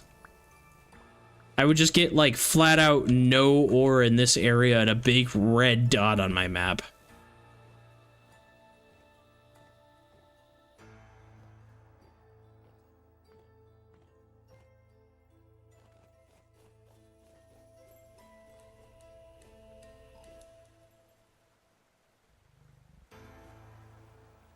I have a deer that jumped in here somehow, and now I'm just gonna keep it here. And soon I shall have lots of pigs running around, and my boar and sow shouldn't be hostile towards me because the pigs will be Generation 5 and they are Generation 4. I brought them over from my other base, so I don't have to worry about them being angry with me.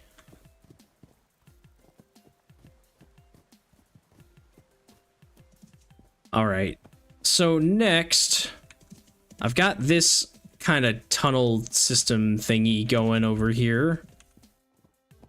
And I think I just want to carve right through this. I was going to go up, go with the flow, but I'm not doing that today. Today, me says this stuff goes away. And I have iron tools to make that happen, so that's what I'm doing. Plus, I need the basalt so I can make cobblestone, so I can finish up my house and make it look a little nicer than it does. And work on my windmill. See, I have so many things I want to do.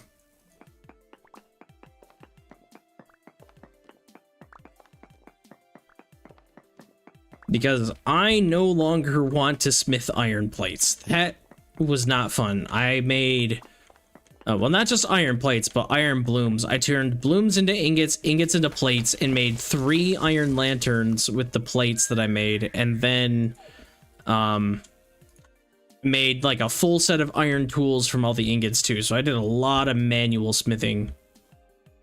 And that's what I did Tuesday off camera. Not that smithing is not entertaining, it is, but like I wanted to have some progress. I wanted to be able to go places and do things in this game.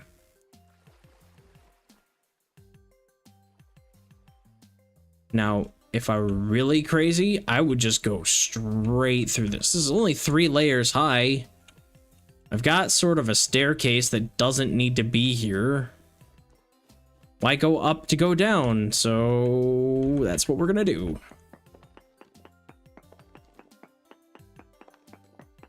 I hate platesmithing, if only because of how much I had to do. Yeah. I made a Helvhammer pretty early on because I didn't have a need. Oh, goodbye, Souffle. Sorry about that, buddy.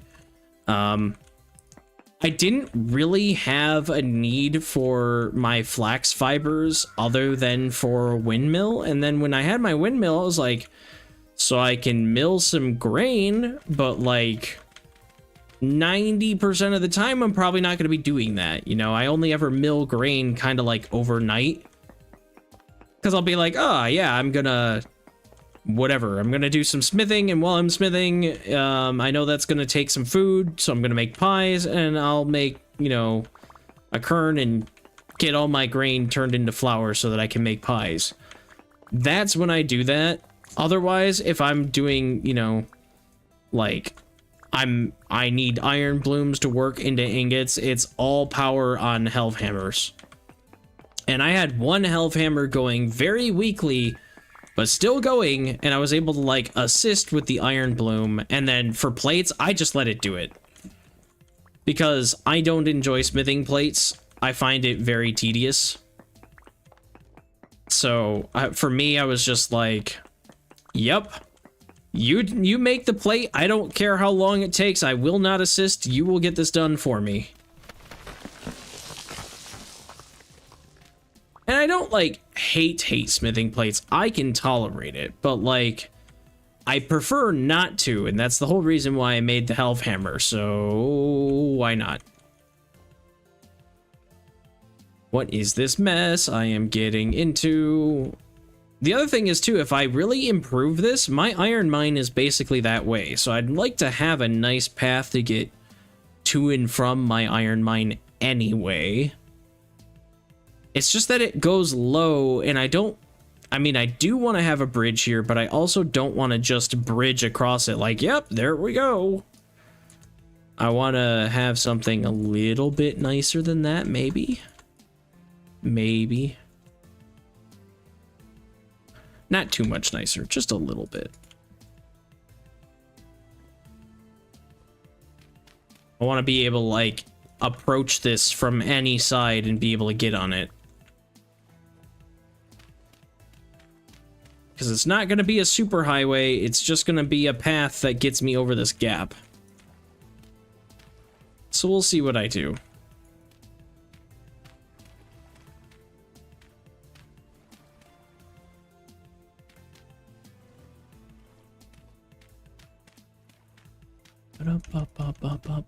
No, not there. Bad. Ah, that's too low. That's too low. That's too low. No! Right there. Ah, nope. Nope, nope, nope, nope, nope, nope, nope, nope, nope, nope. Nope. With extra nope.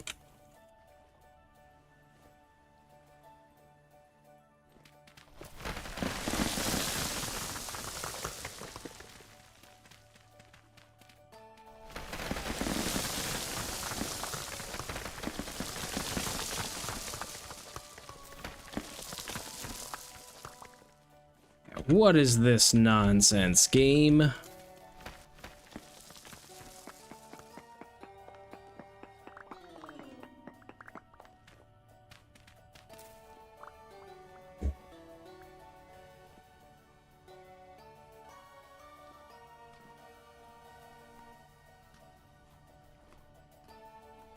Iron shears our best friend.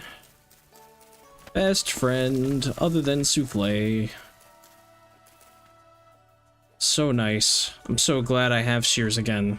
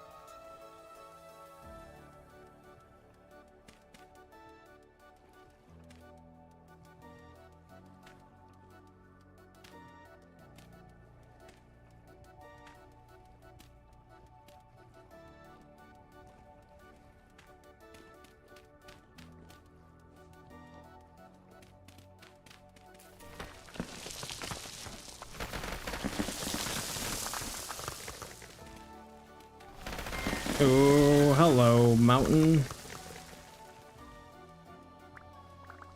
We're gonna just, do that, I guess. Uh-huh. Guess we just need to do this. That butterfly is drowning itself. What are you doing down there?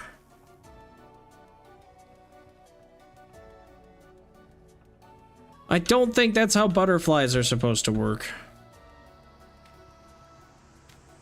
There's an implied flying, not swimming in the name.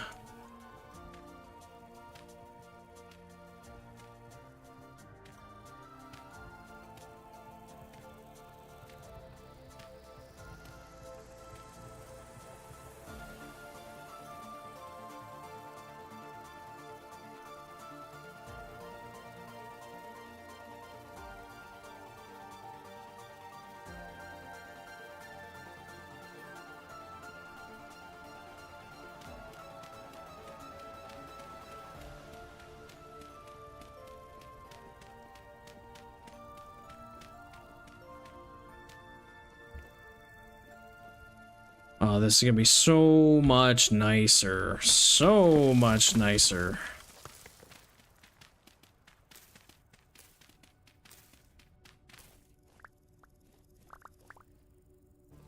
Maybe I gradually go up, so I'll do like an up here. Because I gotta get on top of this hill from what it looks like. So maybe I can do this. Wolf?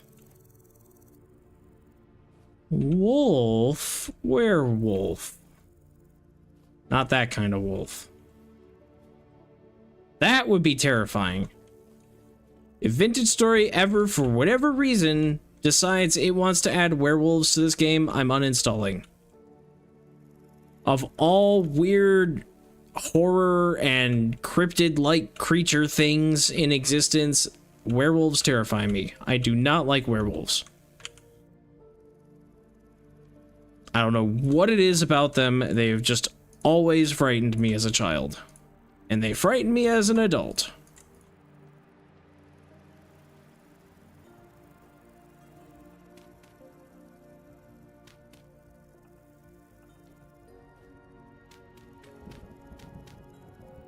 And I would reckon a guess that they frightened me as an adult because they frightened me as a child.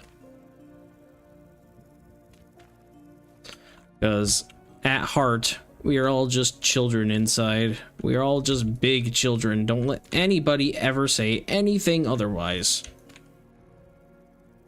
There's not a single person who doesn't laugh at immature stuff.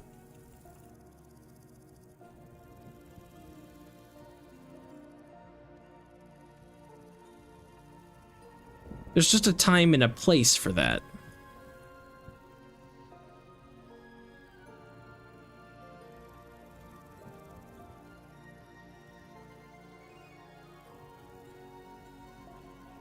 We're all just children with varying amounts of years. Yes. What age child are you? That's not a legitimate question, but that's what we should start asking people.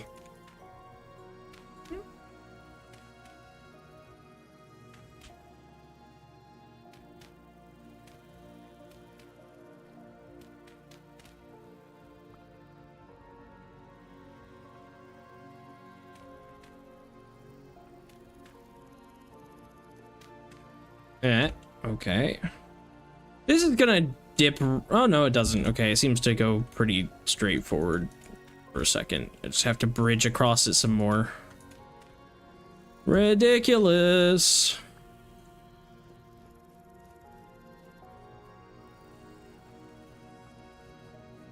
Actually, maybe it goes down 1. I can adjust that. Get out of here, ferns. Get gone. Get out. Goodbye. Go away. Uh-huh. I am lacking depth perception, but I think it's not quite as tall. But it wouldn't hurt if I just continued it here. But like, what's the next section look like? Screw it. We shovel this. We make it one layer flatter, even though I just made all this. It's fine.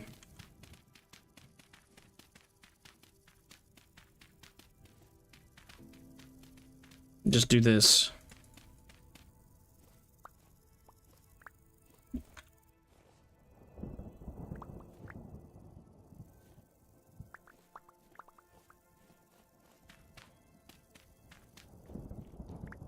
There we are. Toss that, and I am out of food. Right then. Well, this is looking so much better. If at the very least I can just get to my house from the... Hold up. This is east, right? So that would be south. I'm so turned around on which way is north because my house faced north at my last location. And now all my stuff faces east over here.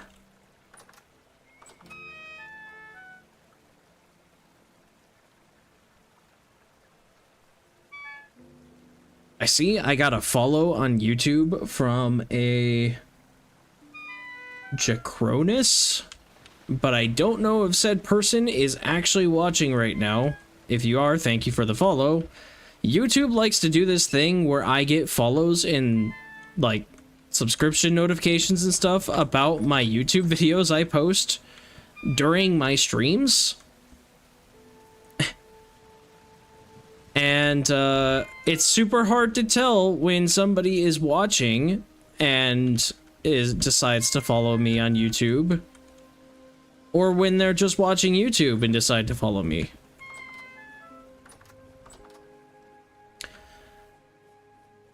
But in either case, thank you.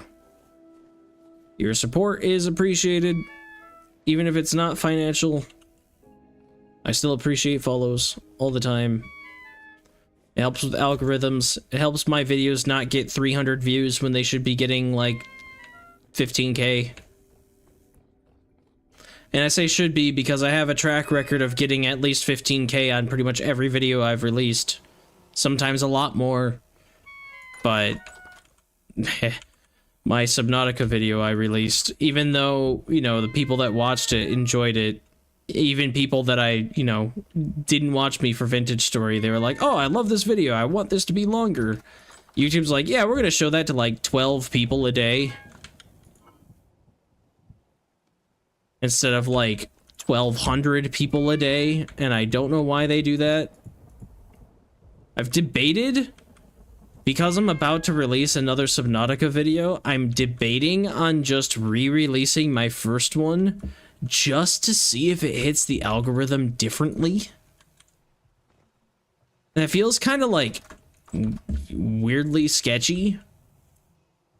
But like, I wonder if somehow it just didn't, because they're not displaying it to people, and there is no way that Subnautica is not being watched and followed and viewed on YouTube right now. They're on the cusp of releasing Subnautica 2. Like, quite literally, it could be as early as next month. They actually have put in Subnautica 1 and probably Below Zero, but I haven't played that since this happened. They've put a notification in the game saying they're gonna be releasing Subnautica 2 soon, and that people should wishlist it if they want to. When you get to that point, the game's coming out in a couple months. And like, I know there's search stuff about it because they recently just got out of their court case with their publisher, Unknown Worlds did. So there's definitely news about that. People are in general just reading, searching, hearing about it. Yet YouTube has decided for my Subnautica video, just because I gotta check, but I don't think I'm even at 400 yet, and that thing's been out for a week.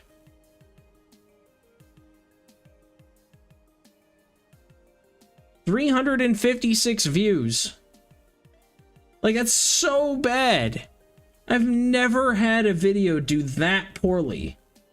Like, not one that I've legitimately tried on. And the reach, they've only shown it to not even 20,000 people.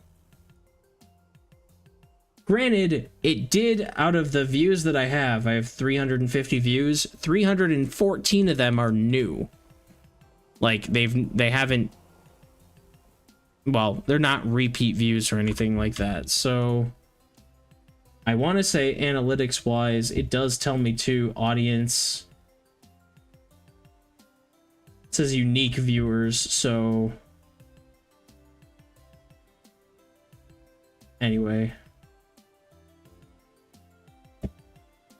Point is, that number should be way higher. I don't care if it's low compared to the other ones. If I'm normally on a bad Vintage Story video hitting 15,000 on a much, much larger video game, one that basically anybody who's played survival games has played, that number should be, I would guess, at least 10,000 views. And not right away, but I'm not even on track. Like, the progress it's making is like 5 views a day, maybe. Not even. I think it's like 12 views a week, so it's like a couple views a day. That's so bad. So I might just re-release that one and like delist the other one just to see how it does. Maybe for whatever reason it hits differently and the algorithm likes me more and I can actually get some reception out of that video, and I'll release this other one, though this other one that I'm about to release I don't think will be as good, but still.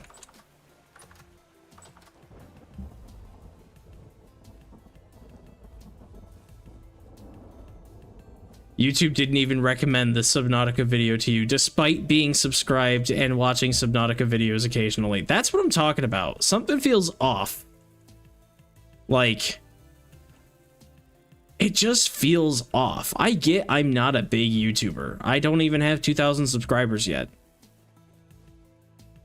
But, like, that feels wrong to me. That feels really, really wrong. You would think that if you search it up, you would get it in your recommended feed. The number of impressions is just staggeringly low. And like I said, Vintage Story is a smaller game than that. I know Subnautica's been out for a long time and that it's not exactly new. But there are new reasons for people to be looking up Subnautica content because 2 is right around the bend. So anything about Subnautica 2 will start recommending Subnautica 1 videos because that's just the nature of algorithms to get people watching. Of course, if they're showing interest in a sequel, you'll show videos about the original. You want them on your platform so that your ad revenue is high. That's what YouTube does. That's how they make their money. So of course people are seeing Subnautica content right now, and it's just not happening with that video. It's so weird. Even my friends, like I've got some friends that, you know, they follow me loosely. They're my friends, so like they know what I'm doing. They sometimes see me do these playthroughs before I put them on YouTube, whatever. They're in here every once in a while. You know, it's like even they will comment on it. I've had a couple of them be like, why did YouTube just absolutely like screw you over in that video? I'm like, I don't know, man. So I think that's what I'm gonna do. I'm probably going to unlist that first Subnautica video and re-release it with this second video so that I can have a 2-for-1 release. and just see if that helps a lot more, because like it's so bad. It's so bad. Ah. Okay. Maybe I should pay attention while I'm talking.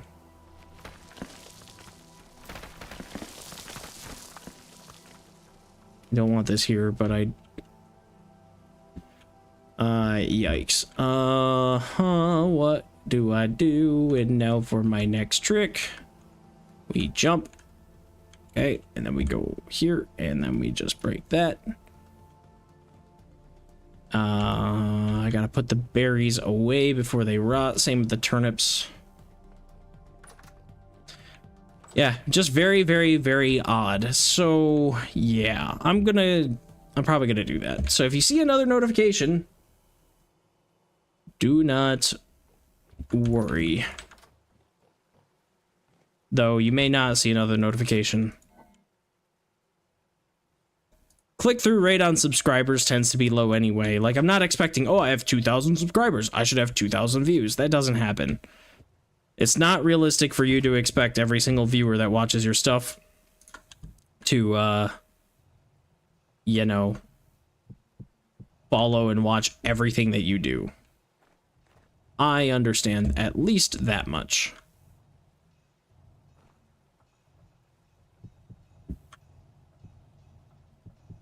You know what, I'll keep the medium ones and we'll do some of the small ones now. Get rid of these guys. They're cluttering more of the room. I have lots of weak tannin. I guess I could do the medium ones too. And then maybe I can consolidate the tannins together, because I didn't mean to make weak tannin. I meant to make lime water. Well, actually, I meant to make strong tannin, and I put it in the water instead of the other one. Whatever. But I'm hoping I release my next Subnautica video tonight. It is done. I was actually rendering it before the stream. I had about a half an hour to kill. And the stupid program, DaVinci Resolve, was like, do you want to render the entire timeline? And I was like, yes I do, because the video is done. And I forgot that because the footage was like 17 hours long, it made a 17-hour-long timeline, and it doesn't auto-trim it when you get rid of video, like some of the footage. It just goes, nope, it was 17 hours when you imported all your stuff, and so it started rendering a video and telling me it's going to take 4 hours to render, and I'm like, what? It's usually like 25 minutes. And then I was looking at it, and it, you know, because when you render a video, if you've never done it before, it actually shows you on most editors progress, like where in the video that it is currently working. And when I looked at it just before I hopped on stream, it was like a pitch black screen. And I was like, what are you rendering? What are you doing? Turns out it was rendering nothing into a long video. A 30-minute video was turning into a 4-hour-long thing with 3.5 hours of it being black screen. Weirdest thing. Oh, more cattails. How about that? That's actually good, though, because I need to be pretty much constantly this year just harvesting my honey for beeswax. So, I've got other cattails around, but I'm only gonna... I have a large supply here. I'm only going to get those other cattails if they're kind of in my way. That's sort of what happened in my other base. I had more than a stack of cattails in terms of stuff growing. I think this is basically 64 or so right here, and then there's another like 20 or something here. But they're only growing in batches. They're like growing, you know, that was 36. They're only growing in little clusters like that because of how they got planted. So, yeah, so after the stream, I will render this video. I'll watch it to make sure there's no audio issues and that there isn't anything else that I think it's missing. Then I have to upload it to YouTube, have YouTube verify that it's not copyrighted in some way, and then it can be released. And I would like to hopefully get on a get on a schedule of releasing my videos on Fridays. That's my eventual hope. It's what I've been trying to do for a while, but I've just had so many other, like, life things come up where it's like, I would love to work on my video, but I have D&D, and I'm the DM, so I can't just be lazy. I have to, you know, actually plan that out. And it's like, oh, I'd love to work on this, but it's a holiday weekend. I'd love to work on this, but I'm gonna have company over. My house needs to be cleaned. Now, it should be pretty consistent. Nobody's having more surgery. Nobody's going anywhere. No more holidays for a little while. D&D is regularly happening and scheduled. It shouldn't take me like a week to do it. So I'm hoping that I'll get to a point where I am able to release a video weekly on Fridays. Weekly might be a little ambitious, but I'm really hoping for Friday releases.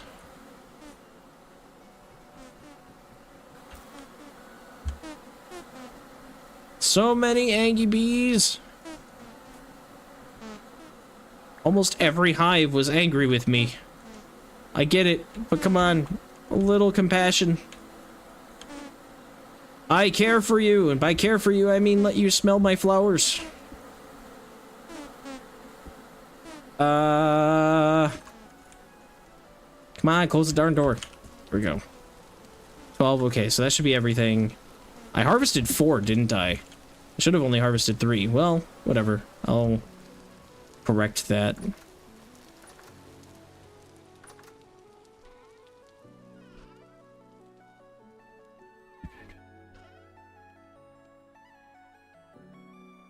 Why am I doing that?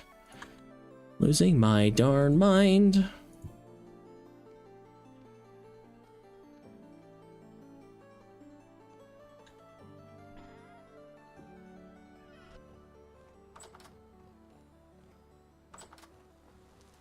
There's no compassion, only rage. Yes!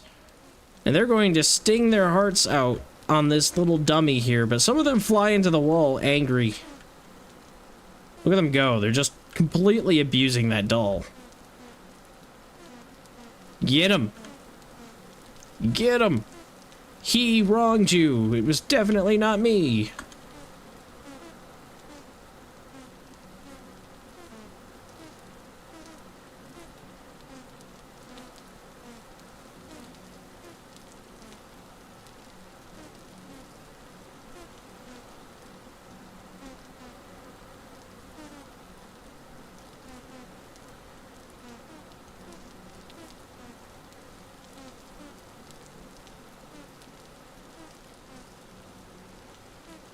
Actually, you know what I can check before I re-release my Subnautica video? There should be a statistics. I believe there's a site that tries to track, like, YouTube and Google searches for a specific topic. I should see if Subnautica is, you know, kind of up there in search terms, or if it is really low. Maybe I'm just wrong. I assume that there is no way that they can't have more searches than they do, but maybe I'm wrong. You know, there is kind of a, what's that called? It's a bias, but there's a specific kind of bias when you want, it to succeed for, like, personal reasons. And then there's also, like, bias because of your current, like, whatever. You know, I am a YouTuber, so I must, and I play this game, so therefore I must think that it is better than it is. Or whatever. Why did I do that? I should just take this. It's not recency bias. There is something I don't know. Point is, I'll check.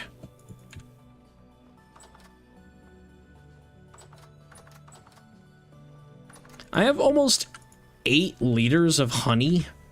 Like, can you imagine I don't think I could ever see myself having 8 liters of honey. I have 1/2 a bottle that is like pure raw honey that I think is now like not good. It's got sugar crystals on the bottom of it and hasn't been used in like probably 5 years. I don't have a reason to really use honey. I guess I have 7 liters of honey. I cannot imagine that.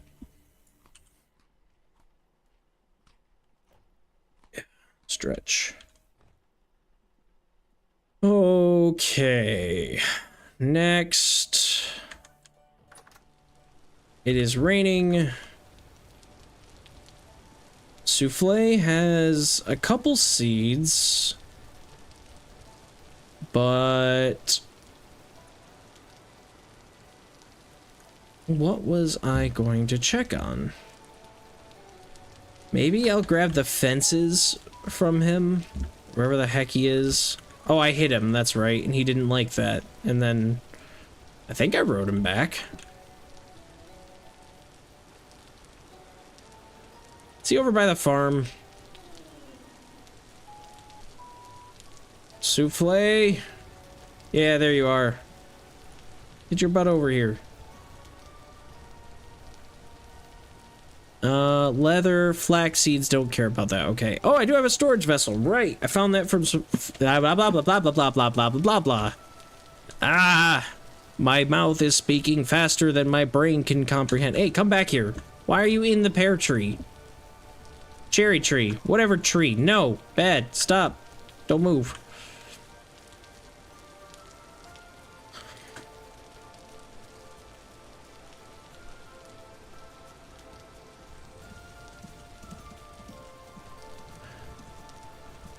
Should I try to raise rabbits? I've never raised rabbits ever, though I imagine they breed kind of like pigs do.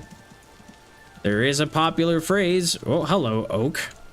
I guess I forgot that I grew one of you right here.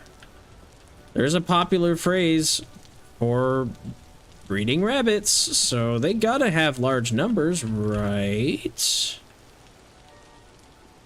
One would think.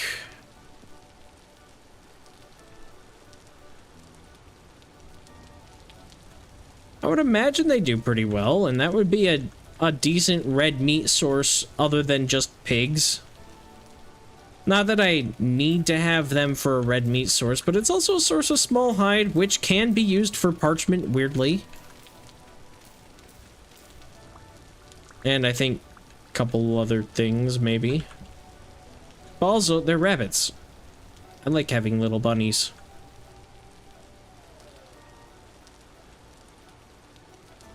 Like, small hide. Small. Maybe it's hide small? Yeah. Da, da, da, da, da, da, da. What do you do? Rot. Soaking. Be turned into parchment. Parchments for books and for crates and for the glider schematic, which I don't care about. But I don't have to use linen for that. I can just use that.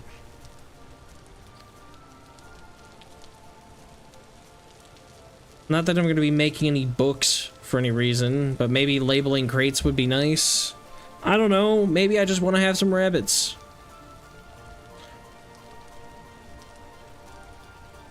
And I guess it can be used for some of this other stuff, though I don't really see purpose there. I don't know.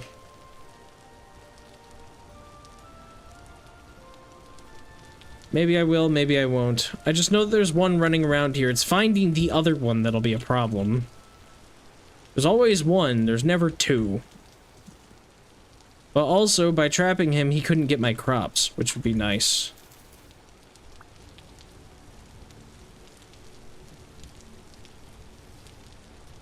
I want to is reason enough. Yeah, pretty much.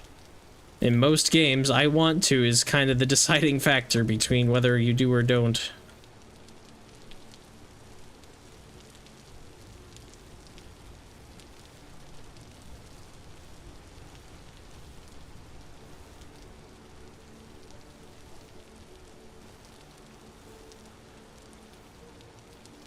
So many cranberries. Why are cranberries the most popular bush?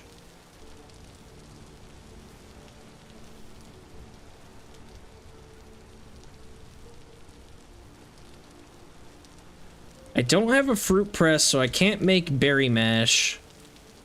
And honestly, I should probably be trying to save the berries a little bit for my own cooking and stuff as long as I can.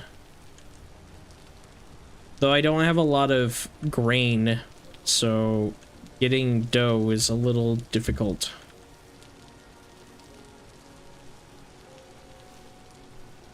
And we'll gladly eat some of these so that I can get my nutrition up without having to eat the pie that preserves a lot longer.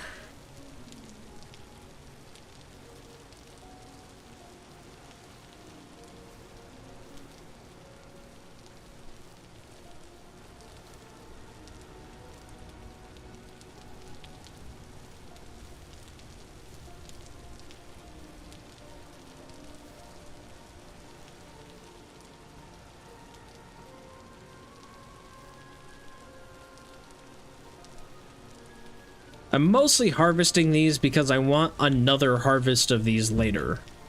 At the very worst, if these start getting old, I can just, you know, eat them, and then I'll have another harvest of berries for later.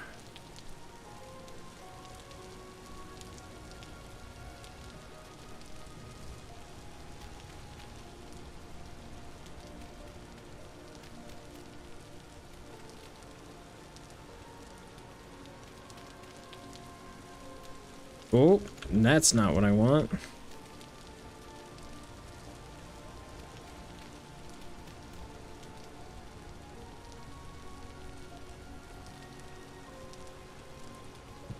No, please keep the saddle on the elk. Under zero circumstance would I ever want to just take the saddle off my elk.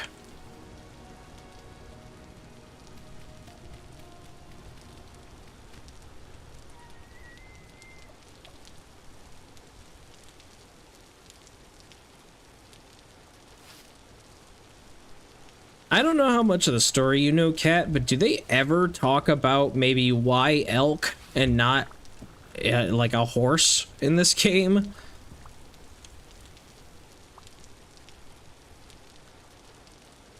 I wouldn't imagine they would. They kind of just all accept, like, yeah, you ride on an elk. And there aren't horses in the game by default. There's mods for it, though. But, like, I always find it weird. Not really weird, but in fantasy type games, they'll be like, yeah, I'm on an elk. And I'm like, all right, deer creatures would definitely carry people. Like, I have no doubt about that. But, like, where are the horses? Or did horses not exist?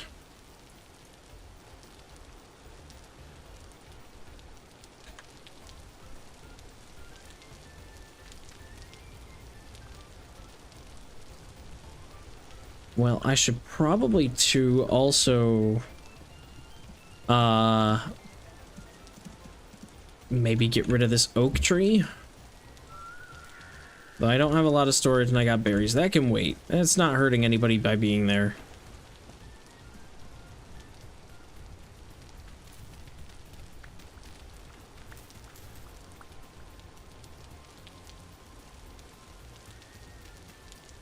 I do think it's cooler too. And I like the elk because, I don't know, he makes noise and he's not that annoying. Hey, that's rye that's fully grown. I saw that earlier. It wasn't fully grown yet. I mean, I got a little bit of rye at my base. Maybe I should just grow just a little bit of rye. I mean, it wouldn't hurt. I've only got like 2 rye. I think there's more out here that I haven't been harvesting and growing. How about this? This rye I care less about, and because I was dumb and didn't think about water correctly, this area doesn't get rained on as much, so if it grows, it grows. Well, it will grow, but if it takes a little longer, I don't care, because that's just supplemental grain at this point. I'm trying to be a spelt farmer, mostly. There's even more here if I really want to. I guess I should probably do that. But it loves to rain in this area, so for the most part, I can keep things uncovered. And it will try to keep everything watered. Very low maintenance.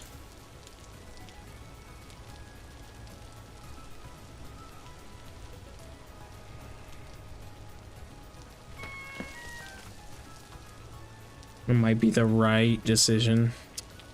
Thank you for the pun. That was clever. I can't even be mad about that one.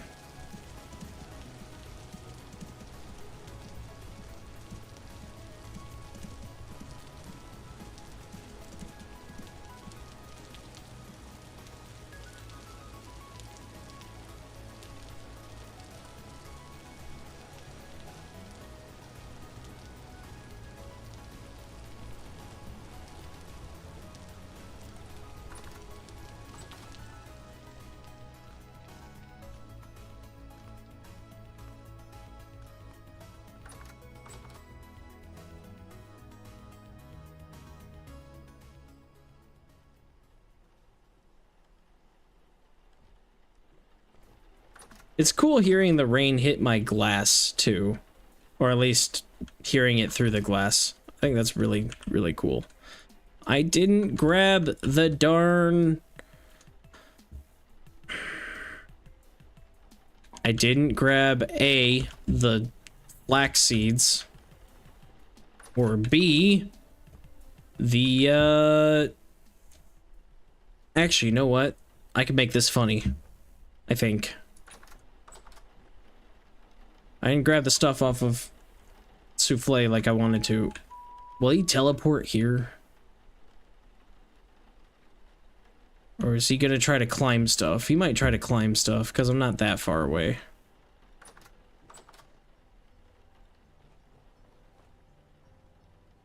I've got a voicemail from my mom. She just tried calling. I have to probably get up and use the restroom anyway, so I guess I'll listen to that, maybe call her when I'm doing that.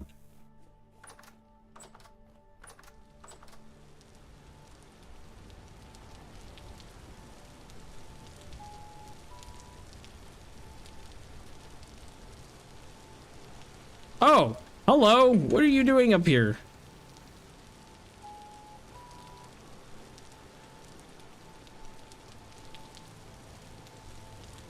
Hey, hey, hey, hey. No freaking out. Not my fault you teleported up there and then fell. Won't do that.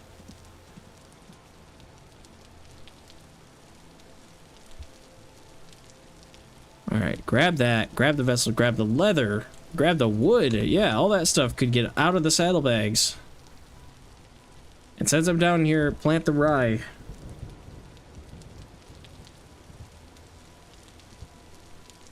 I should just take my elk. I don't know why I'm going on foot.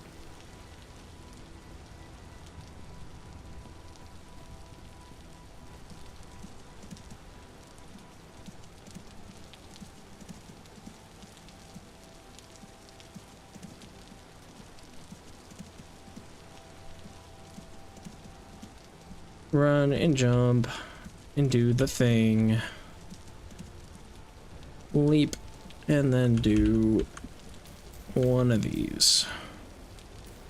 Cool.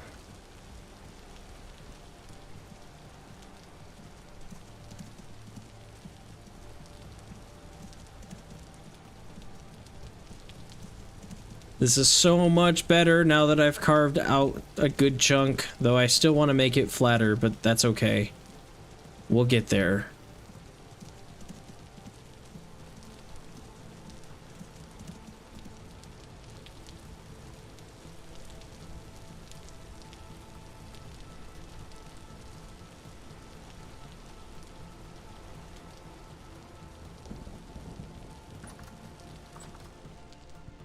Okay.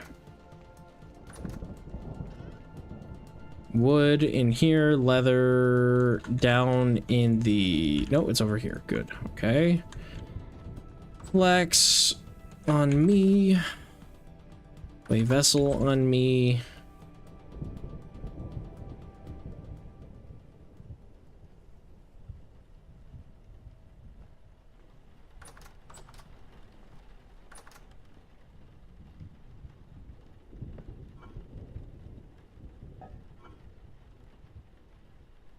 Nope, not that.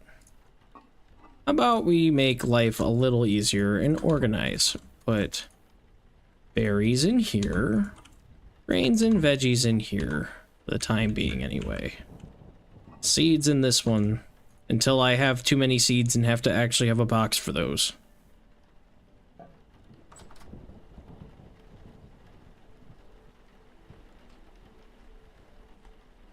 All right.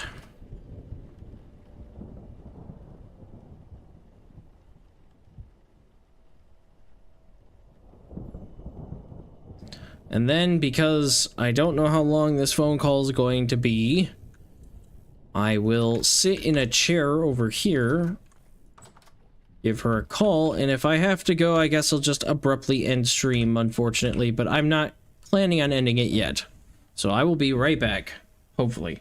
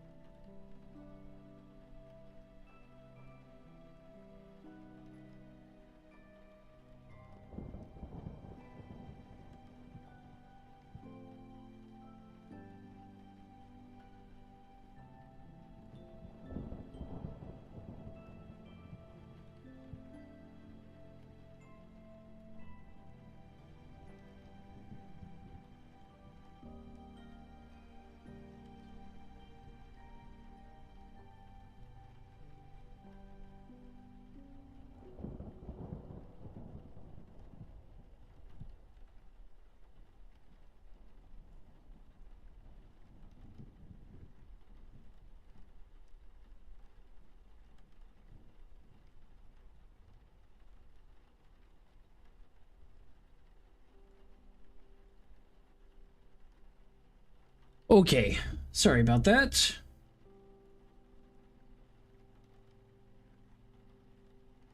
We can't always control when family things happen. Whoopsie. My mom needed to talk for a minute and basically needed to vent. So, yeah, it was about 15 minutes or so. A little longer than I had hoped, but, you know, you do these things for the people you care about. And honestly, I don't think I was gone that long. Maybe it's been 20 minutes. I'm not sure, honestly.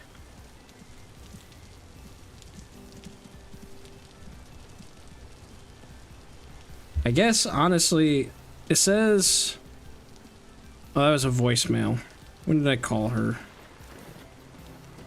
I called her at a little after, or like 10 to 7, and it's been about like 25 minutes or so. That's a bit long. I shouldn't have had a stream running that long, probably, with nothing, but... it is what it is. Life things. It happens. Onward. Forward march, as always. Okay, so... What were we doing? I got berries put away. I got food on me. I'm growing crops. I'm filling in the land. Improvements to the house. Well, sort of. I was working on the highway over here. That's what I was doing.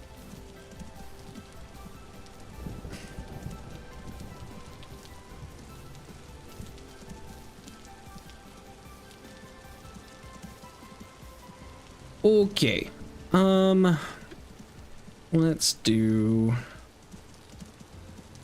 this. Let's continue our journey through this mess, because if I can get a nice path over to the iron mine, then maybe I can do something not crazy, but I can do something kind of fun and have a bunch of iron next time I play.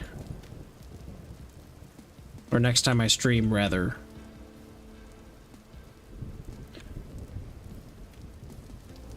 Though I will probably need to work on a windmill, so maybe I should do that too. I can always mine when it's cold. There's not really a point to mining if it's gonna be a huge, tedious, hassle mess to, you know, actually work all of that metal. I should probably build the windmill and focus on that more than I am, but I do make journeys over here occasionally. It's nice to have...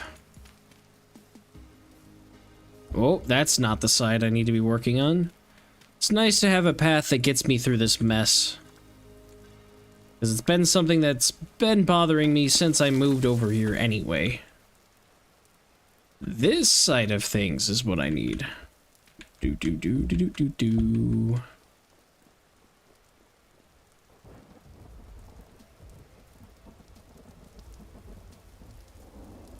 Gaming with Josh, welcome. Glad to have you here.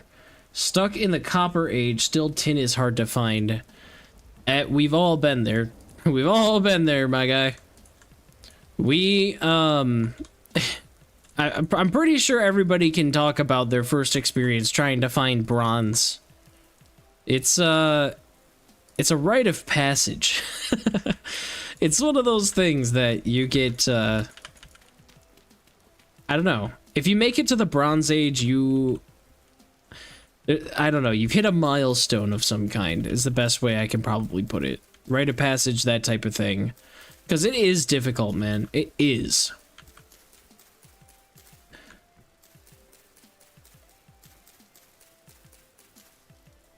I remember the first time I ever found bronze, I found tin, and it was quite a hike away from my house, and I was out there. It was in this world. This was my first main world where I went past copper. And, it was like in a mountain that was a good ways away. Like, I'd say, well, I don't know what my render distance is on this. Let me think here. Check settings real quick.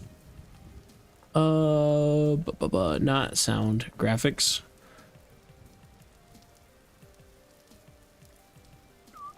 704 blocks is what I can see, apparently. So way in the horizon. I was maybe 2 times this from what I can see in the horizon before I found tin. And it wasn't because I had been prospecting and searching and, you know, just got unlucky. I was actually out there for a different reason and was exploring a mountain that I had seen because I didn't know much about the game at the time. So I was like, mountains, that's where a lot of metal tends to be. And I was out there and I found like 3 tin ore. Like nothing. That was the only bit of bronze I had for a long time. And then I was looking for zinc, I think it was, because I was going to make some torch holders and some brass lanterns. And I ended up stumbling across a really large tin deposit randomly out of nowhere. So I was set with bronze for a long time after that. But it's one of those things that when you're looking for it, it takes a long time. In my Arctic challenge for Vintage Story, I struggled to find any sort of bronze I could find for a long time. I eventually found bismuth. I didn't even find tin until really late. Like after I had iron. So it just happens. And not a single person ever makes black bronze first. In fact, a lot of times people will just buy their bronze pickaxes and tools from survival merchants when they're starting out, so that they can kind of skip the copper age. Although you still need to have a hammer. Nobody sells a hammer. So you got to make a hammer of some kind, usually out of copper. But that's what I had to do in my desert challenge too. Only found 22 nuggets so far. That is the good thing about tin, though. If you're doing tin bronze, copper is most of the bronze recipe. So it's 18 copper and 2 tin for nuggets, and you can make tin bronze. So those 22 nuggets you found are 11 ingots worth of tin bronze. You don't need a lot, you just need a little bit.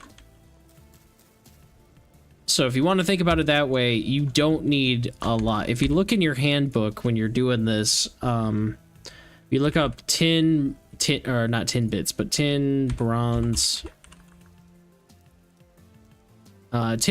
bits. Anytime you're trying to work with a metal, if you look up the bit version of it, it will tell you the ratio that you need. You only need about 8 to 12%, they say, for tin bronze out of your actual tin. So what I'd like to do, just easy math, you need 20 bits to make an ingot, so 10% of that would be 2. So 18 copper, 2 tin. There is definitely a more optimal way because you can do 8% if you want to. But, you know, that early on, it's not worth sweating it. You get 11 ingots of tin bronze, save it, and try to use copper as much as you can, unless you're going after, like, quartz mining or something like that, or iron mining. Save it for as long as you can, and then when you find more, go crazy. You know, start making all the bronze stuff you want to make. Maybe not all of it, but if you find a good chunk of it, you can go a long way. Eventually, you'll get lucky and you'll find that magic deposit.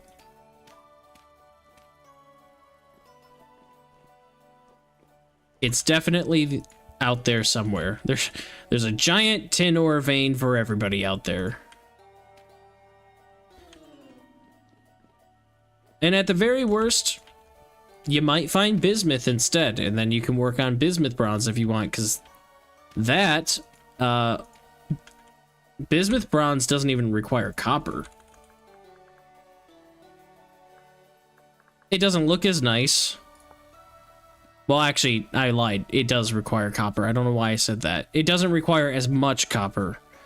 You just need zinc and bismuth and a little bit, and about half as much copper, so yeah. About 10 copper if you want, but you can kind of load that a little heavier. I don't know why I said you don't need any. That's the point of bronze, is that you make it with copper.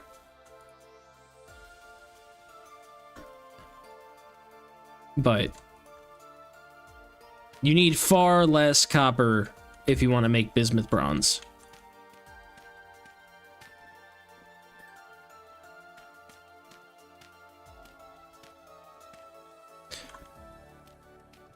And I think I always just assume that people have copper, so that's also why I'm like, oh yeah, you don't need copper. No, you need copper. You just probably already have it by then. And if you're really, really, really struggling, just remember you can get feathers and charcoal and leather and trade with your survival traders near you, and they'll buy that stuff pretty often. And then you can just trade that for gears and buy, you know, bronze pickaxe of some kind from them. They even sell black bronze variants of things, which is, like, super rare. Nobody finds enough gold and silver to make that. So, you'll find it. Don't you worry.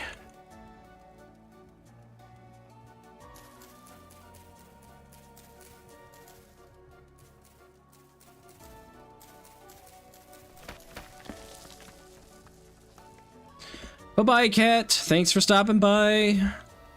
See you later. Whenever later happens to be.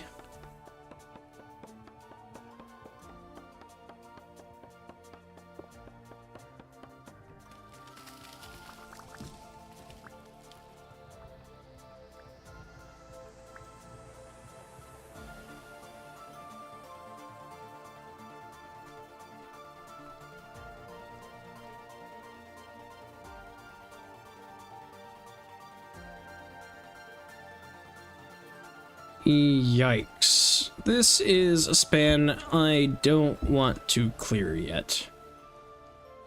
I mean, I do, but maybe I can wait a little bit. If I get through this, though, then there's, like, no more to do. I don't know. I will consider that in a little bit, after I do more terraforming. This area is so unfriendly to everybody. So I gotta make it friendly. And I also have to work on a windmill. Which means I should probably be going and looking for more resin. Maybe I should do that real quick. By real quick, I mean... yeah, you know, man. That's the thing. I want to do so much in this game all at the same time. I want to go look for resin. Spot that I've been farming resin down this path that I've been making, but the path's not done, so I want to go get the path. I want to go get more dirt so I can make the path. I want to finish this up. But I will go the long way.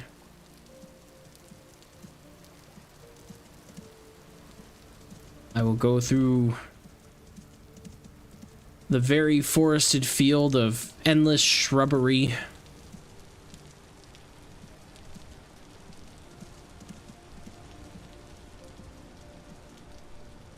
And once I get to this is just a few minutes with some shears. It'll clear this up. It's near this trader. That's a good thing, too. Having access. I think this is survival? What kind of trader are you? Yes.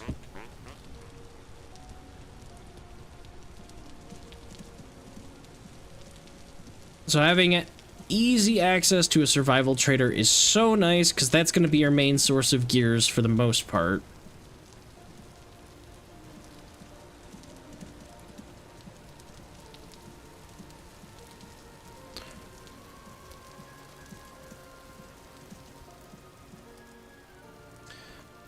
So Josh, if you're still here, are you new to Vintage Story? Sounds like you said you were stuck in kind of the Copper Age, whatnot. But if you're new to it, welcome to the fandom. Everybody here is very welcoming. And if you're not new to it, welcome to the club. I'm sure you've been stuck on the Copper Age before. But we get through it eventually somehow. Hey, wild rye, I will take. Wow, that didn't give me anything from those two. That's unusual.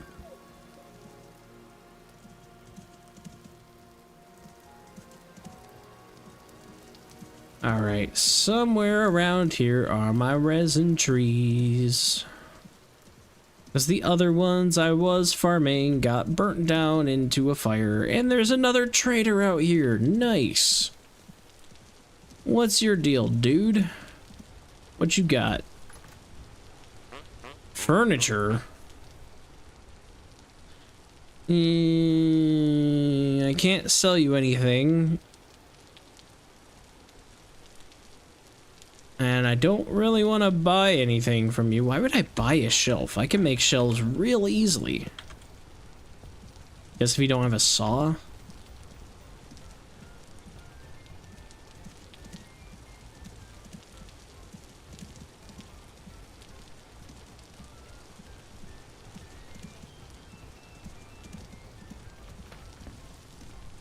Where the heck is my resin? Is it out here? It's not this far out.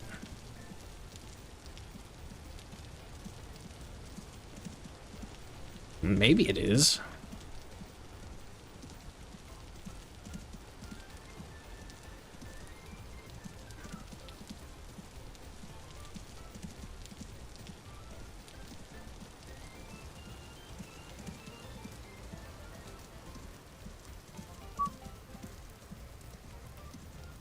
Hey, there's resin here.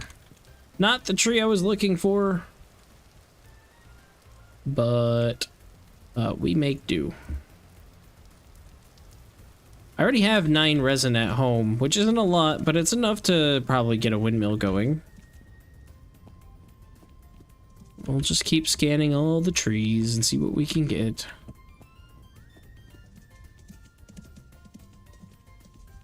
I think actually my resin farm is kind of out here. I think it's over here. A little bit, I guess that would be east of where I originally thought.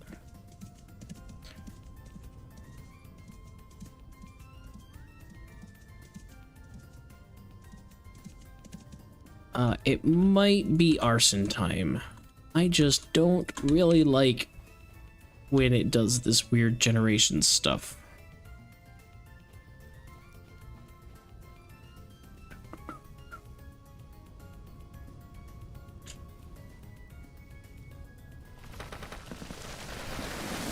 Ah, you good, buddy? Souffle?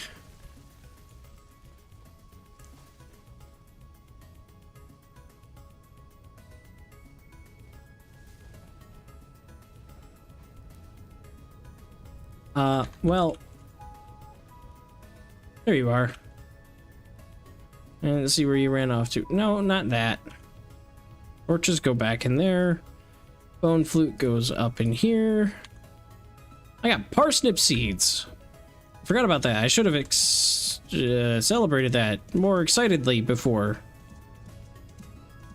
Parsnips are nice.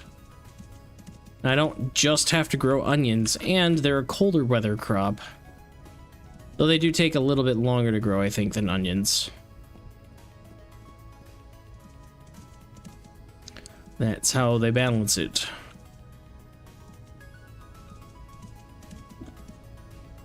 No.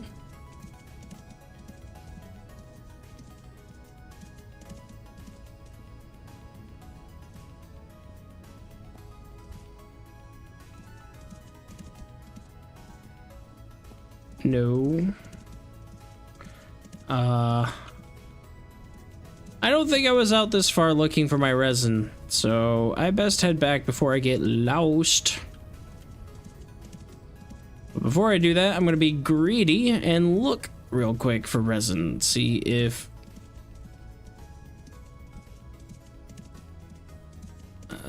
there's anything on the trees. Maybe it was up here. I don't know. There's lots of pine trees around. I'm gonna keep looking, I guess.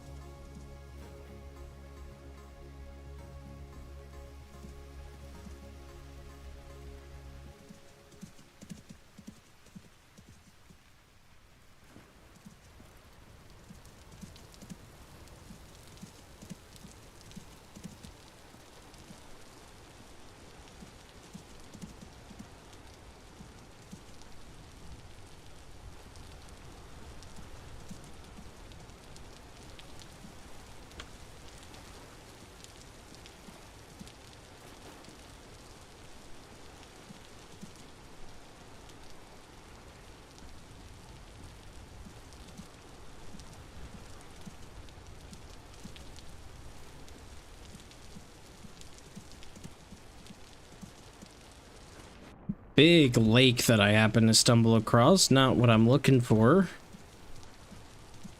Lots of cattails, though.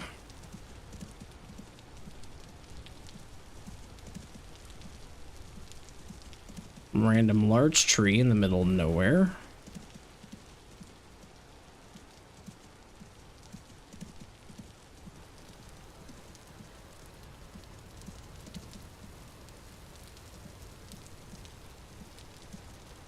Was it not over here? I must have just run past it. I don't think I was far enough east. This looks better. This looks more correct. Yeah. This is looking right. Okay, where have I been?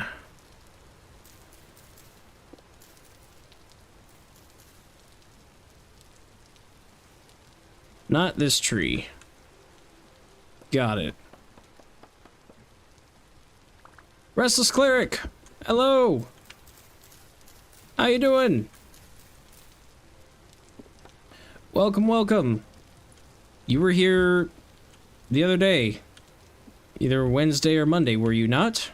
Welcome back.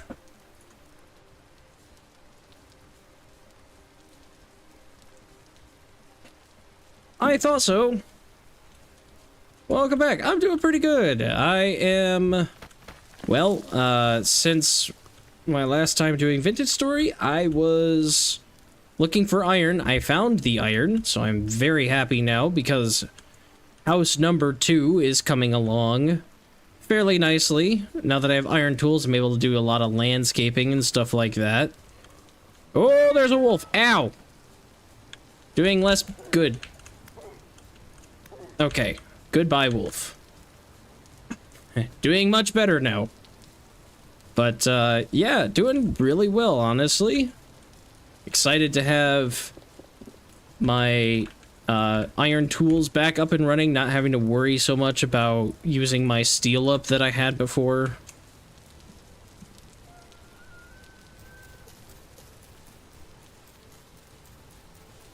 So yeah, we're just doing a little bit of, or a lot bit of terraforming today. Playing around with the new iron that I got. Looking for resin. I think I'm gonna try to build a windmill, maybe? I don't think I have a lot of basalt, and I'm gonna want to build it out of basalt because it's black, and black cobblestone looks really good. But I think I'm gonna do that. And that'll maybe be the end of the stream is when I get at least the tower done. The actual windmill, I'll have to figure out what I want to do logistically with that. Like how I want that to connect to my house. Because ideally, it'll connect to my smithing area. That way I don't have to run anywhere. But my smithing area is kind of separate, so I'm not sure how I'll do that. Might just go on the mountain next to me. No big deal. Be a great landmark, too. And yes, I do have a tamed elk. You get it from... You can either, you know, do it yourself, or you can purchase one via story progression. So that's what I did, because there were no elk near me. There were moose, and there were deer, but there were no elk. I wonder if someday in the future they'll let us tame, like, other animals like that in the deer family. It'd be like, yeah, you can tame a moose, an elk, or a deer of some kind and ride it around. What'd be even cooler is if there was a better benefit to taming one or the other, so maybe deer are faster. But, moose are,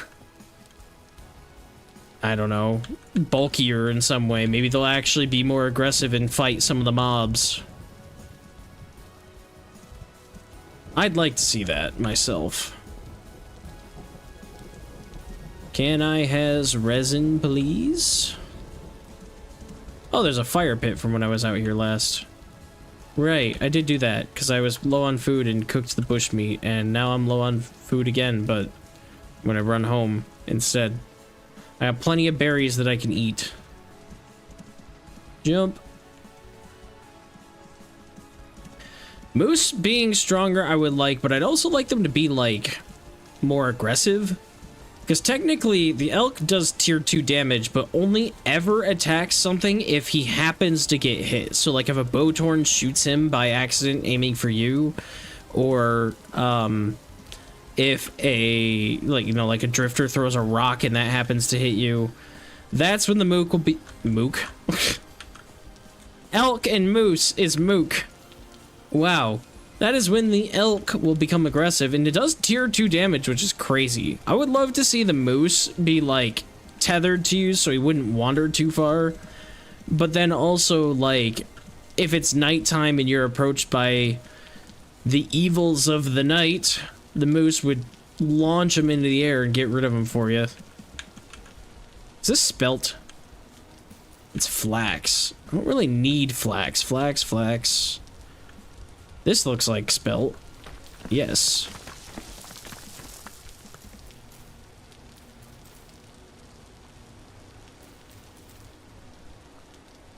Any other spelt? Nope. Okay.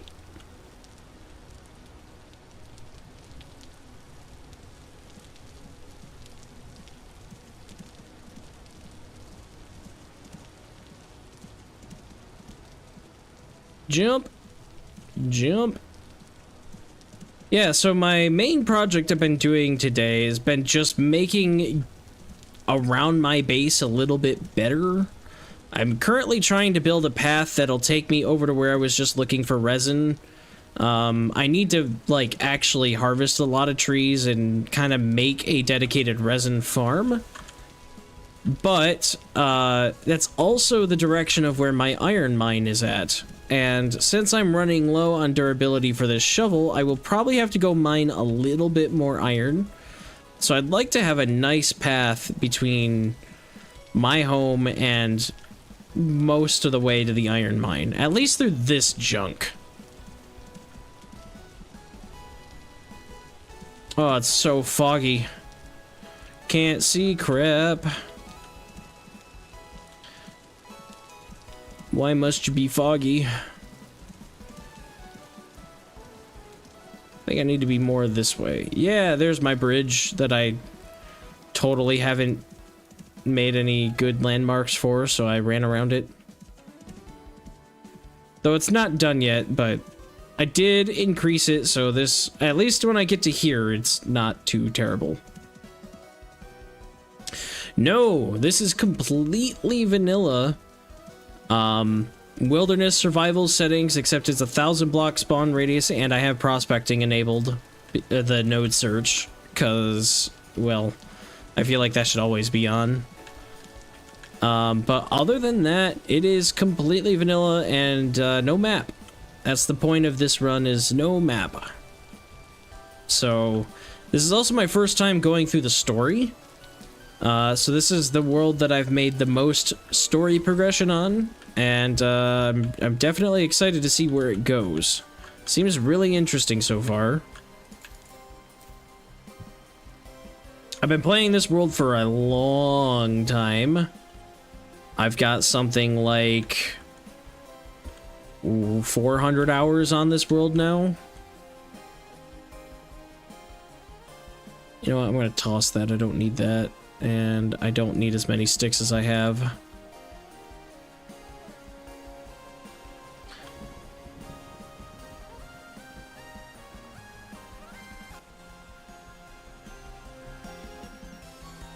I like this song a lot. I'm gonna listen to it for a second before I turn it down.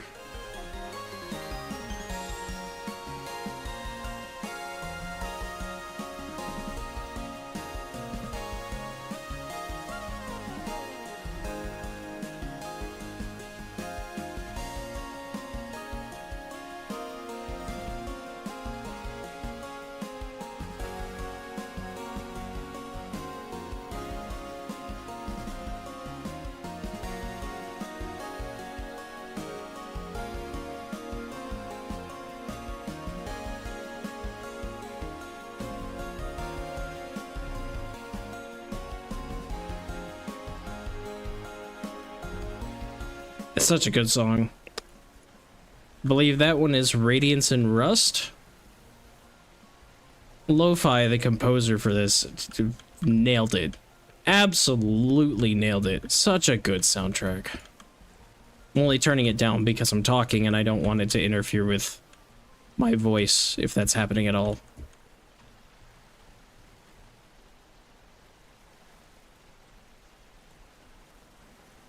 Hey. Year 6. Yes, year 6. Quite far into it. Yes, I'm starving again. I know, game. You should know by now that I shouldn't need food anymore. I never feed my character except for when they start screaming in agonizing pain. But... yes, year 6. It is a long time in this world. And I would attribute most of that to the fact that I don't have a map. But you know what? I enjoy the fact that I also don't have a map too, because... I don't know, it just... like... I don't know, it gives the world so much more depth. Quiet, eat a turnip. You're fine.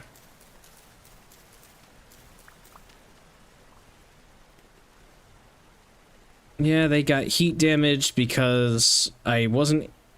excuse me, able to get them out of the greenhouse in time, but you know what I just found that I would love to grow, because I can? Parsnips. Give me those.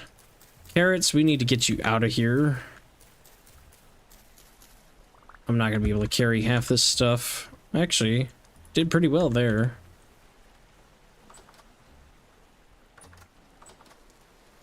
Oh wait, there are more turnips over here. Harvest you. Harvest you.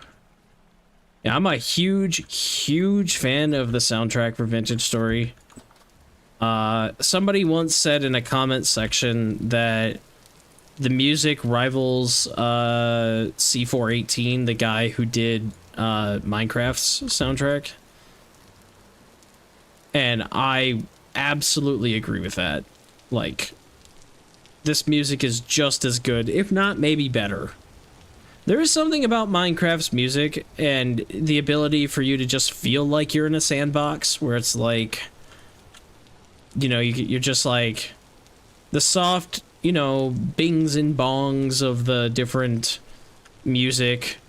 I love Minecraft music, but I don't know, the like, this music makes you feel like you're on a mission, that everything you have to do is, you know, not like you're running out of time to do it or anything, but like, hey, get up, it's time for the day. What are you doing today? We're gonna go build a house or something. Everything about it is like, up and at 'em, let's do it. And I absolutely love that about this music. It's so good.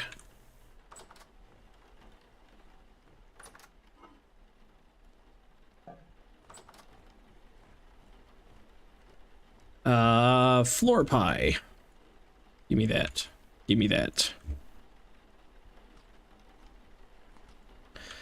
I basically don't ever play without the soundtrack on, except for really extreme circumstances where, like, maybe I have to grind something out. I've done, I think maybe you've seen my videos, I'm not sure. I've done some videos on YouTube. And, like, one of them was, like, or one of my more recent ones was a night challenge, where it was always nighttime. That got tedious after a while because the music was only the cave music for the entire 40-hour playthrough. And, you get real tired of the cave music after that long. No other soundtracks whatsoever. Hi, Gracie. Thank you for bumping my microphone. I'm sure everybody wants to hear that right now. Do I need to put you on camera, kitty cat? Come here. Come here. No, don't freak out. You're okay. Show Restless Cleric your beautiful face. This is Gracie. She is fighting me and not looking into the camera. Well, now she's looking. Hi, Gracie. Hi. Cat in a Box was here earlier, and has not gotten dedicated Gracie time. That'll show her to leave early. Hi, Gracie. Want to say anything to your loving fans? No? Pretty good, just gonna sniff the microphone.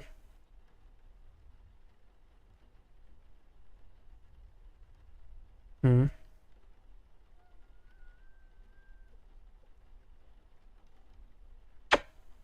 Okay, we'll put you down now. I guess we're jumping.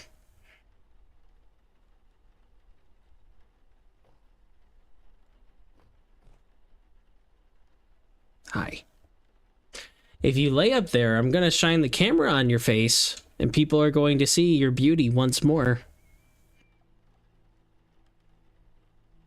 There's nothing wrong with that, but you're just gonna have to stay up there, okay?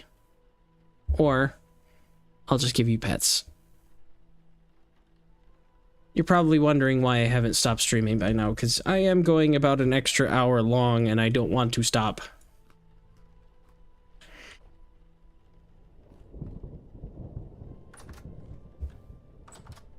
Now I've got cat fur all over my face.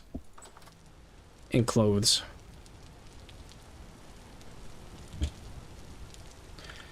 Alright, let's go plant the rye and the carrots. And the turnips. Might actually not have enough, what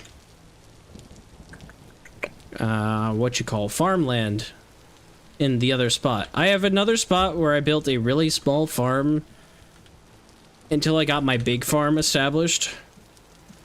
And that is over here, which I have just now improved the way over here. This was all terrible, and now is nice and smooth. I still want to make it so that I don't have to curve as much, and I don't want to do that jump every time if I can help it, but that is so much better than it was. These carrots are done. Wow. God, the rain really did some wonders for these carrots. And these are nearly done. Okay, well, this was just like a I need food in the ground type of situation. Is this getting rain? No, it is not. Away with you, oak tree. I was gonna chop you down anyway, but I want to try to get oak seeds out of you.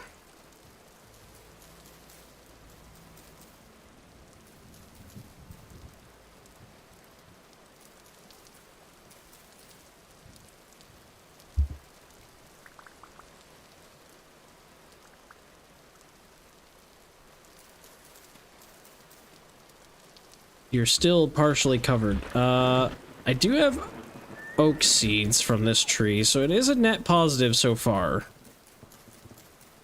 But I think I'm going to at least trim this bottom section, see if I can get just a few more.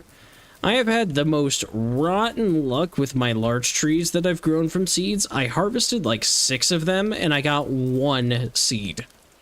And I went through every leaf manually, chopped down every leaf block that I could. And still, it has decided that no, I shall not have large seeds. But hopefully that will change. I do need to get rid of this oak because I need oak wood anyway, and it's kind of hindering these crops.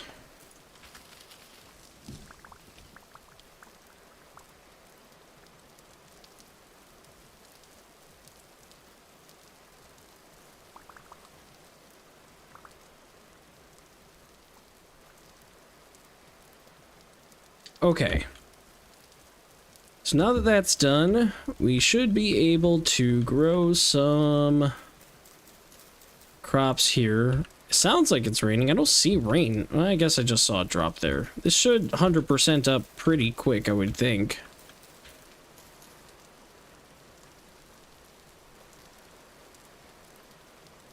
Just needs some not grass on it. Some exposure. Rye does not like warm temp, so rye can also grow. We'll put those there. And then this is going to be harvested soon, so let's start putting some turnips here. And when these are done, I'll plant more turnips.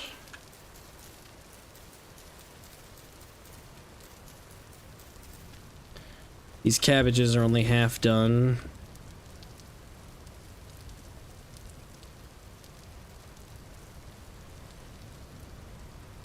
Come on, rain, do your thing.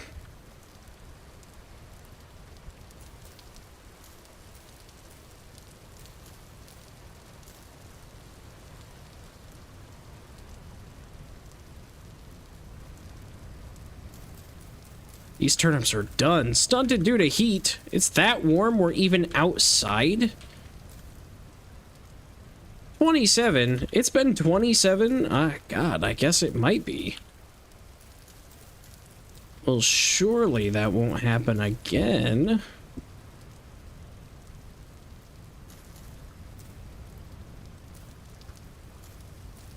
I didn't realize turnips were that picky.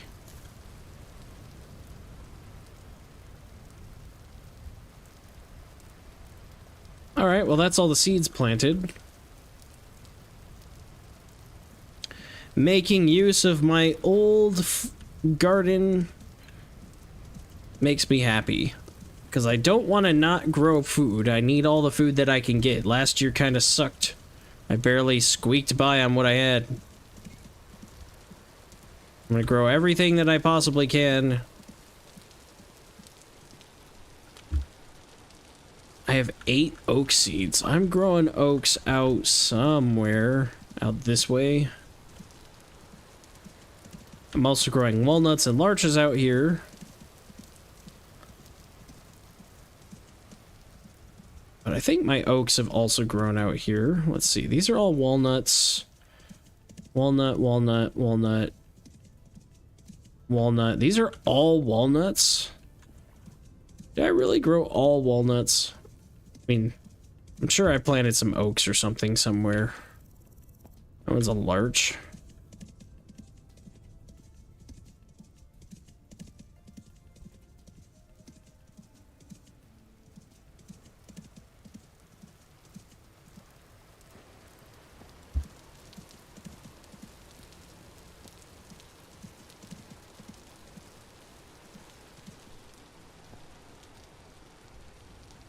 Let's do this.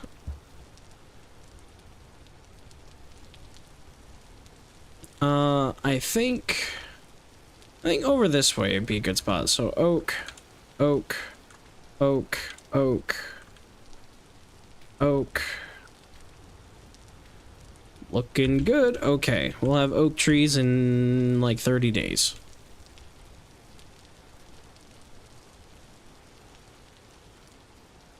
Alright, got carrots and got turnips, and I'm gonna have to make more food. Also need to start thinking about where on earth I want to have my windmill. And I probably won't make that today, unfortunately, because it is getting a little bit late and I have a YouTube video to post. But it has to go through render and I cannot game and render at the same time.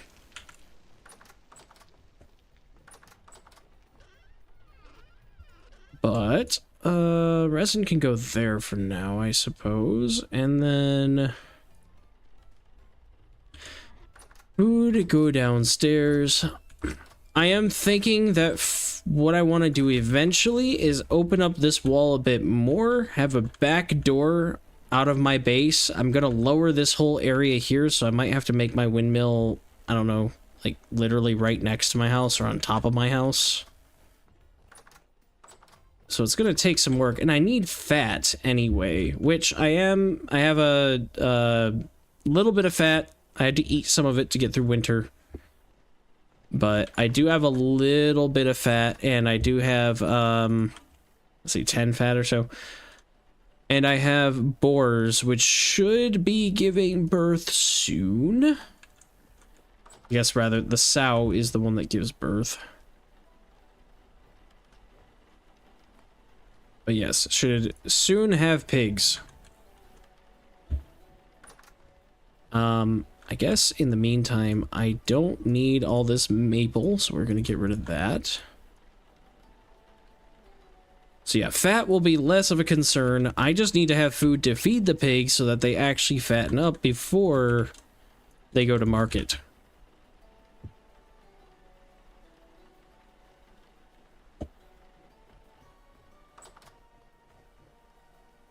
Lantern. There you go. Piggy's Market, yes.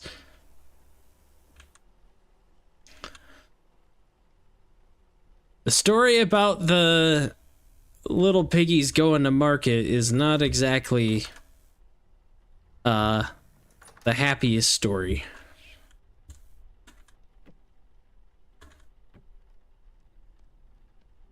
It was one of those things of I'm glad childhood me never understood the real meaning behind that little it's not a nursery rhyme. What is that? I don't know. Children's thing.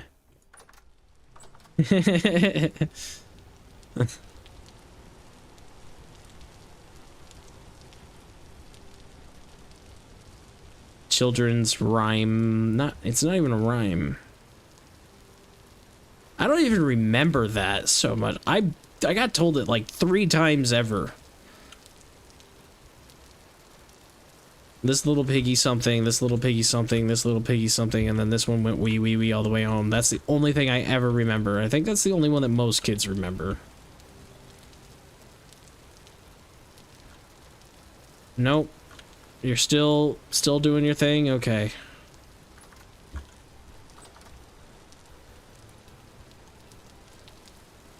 I guess it's kind of a bedtime story.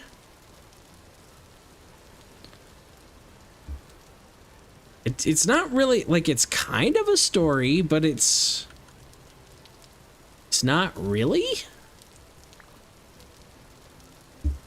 It's the shortest story ever.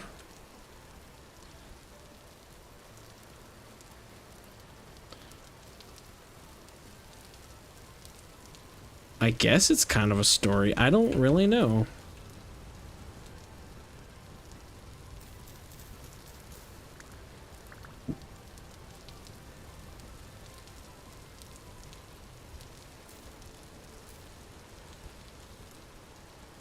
Cherry trees, I love you. I'm so ready to have those. And pears exist.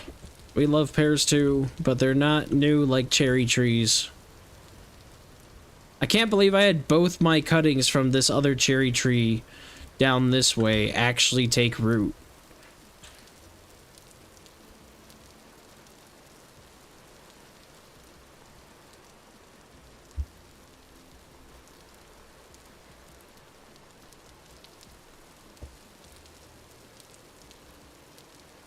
So, it is late, but I don't want to stop playing.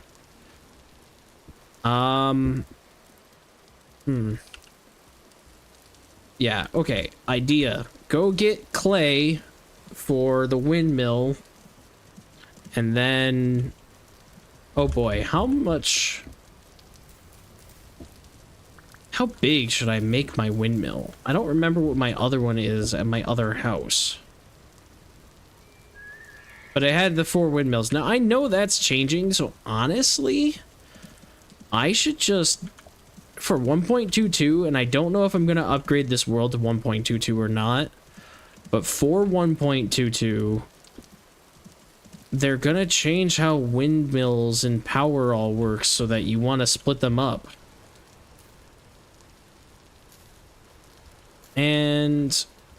yeah, maybe I want to just start doing that now.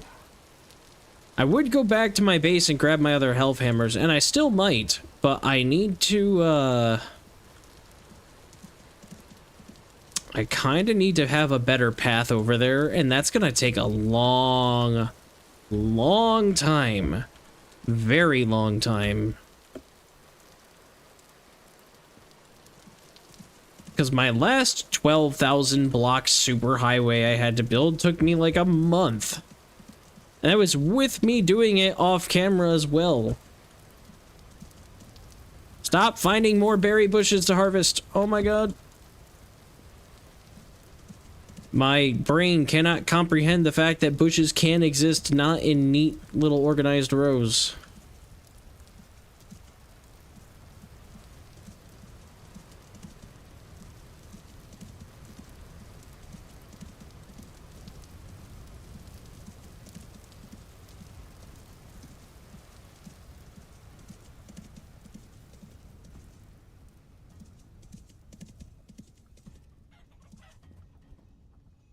Turnips, turnips, turnips, turnips, carrots. I should probably grab them. Even if I can't do much with them. I didn't grab them last year because I was really focused on growing flax, which I think is part of the reason why I starved a bit this year. Not really a problem, but flax bread is not nearly as nutritious, so... yeah, I'll harvest them now and get those growing as well. You don't need to exist. Neither does this thing. Go away. Don't you try to hide on me. I don't need flax. I really don't. I have lots of flax. I know it's a statement that most people will never say. I have like 800 fibers at home and not sure what to do with them. Right, I did kill a wolf now, didn't I? Okay. Should probably work on leather making for that. Get.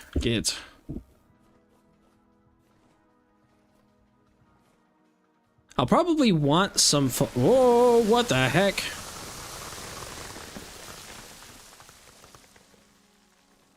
You little fawn, what are you doing? You know what? You have received the, well, I guess the Buried Alive Award. I didn't mean to do that, but... he's okay. He's fine. Nothing's happening. I guess it... I think that was a female, so she's fine. Don't worry about it. Are you fine, little friend? Be free!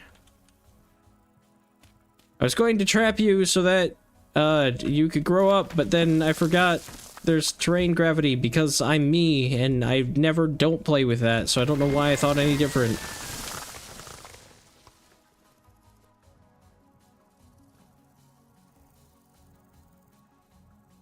What on earth is happening here? Why is there ice? No.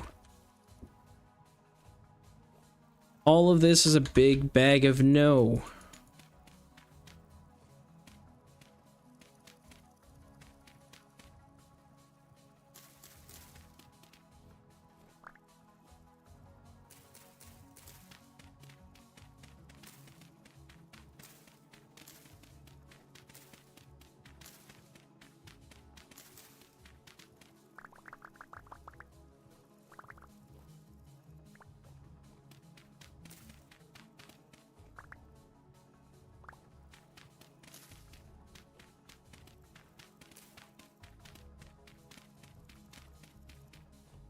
Hey, there we go.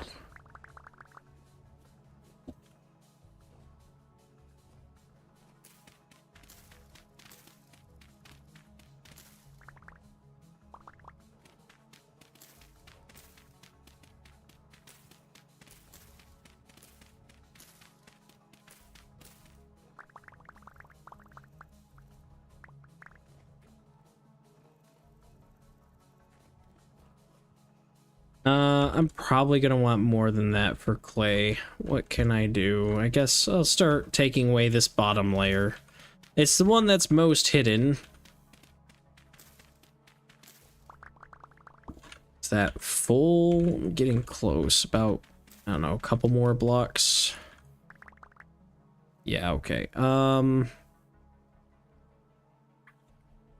Offhand lantern, grab that.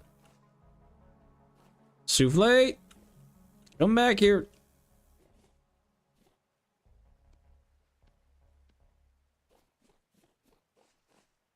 Hello. Off we go.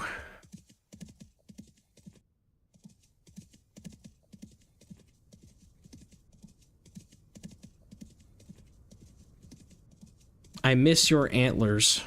Why did your beautiful, beautiful antlers have to fall off? Curse you, game, for being real.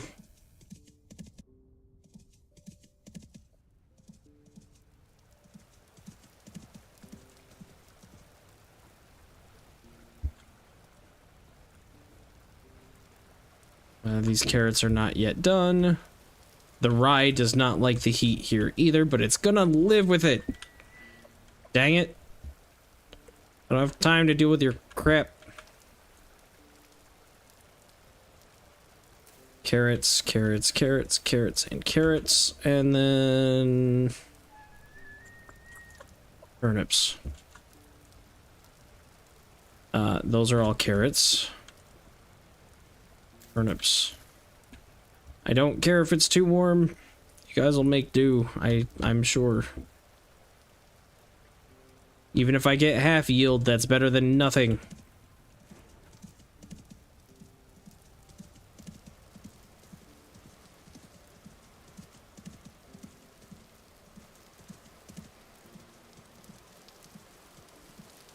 Might also have to make a fruit press this year because I'm gonna have a lot of extra alcohol. Or not alcohol, but fruit, probably. I can turn that into alcohol.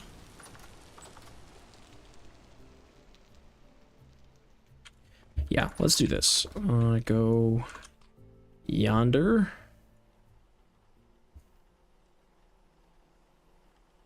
I'm gonna have to make more food before I can build my windmill. Let's see. Turnips, berries. Berries go in this one.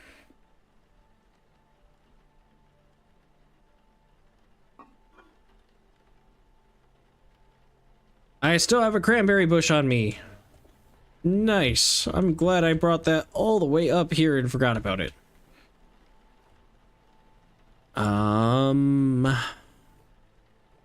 Well, I suppose the best thing to do right now is to make pie.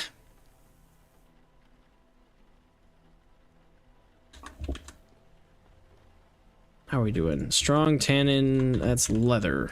We like leather. Bucket. Strong tannin, cool. Buckets finally back to being how they should have been.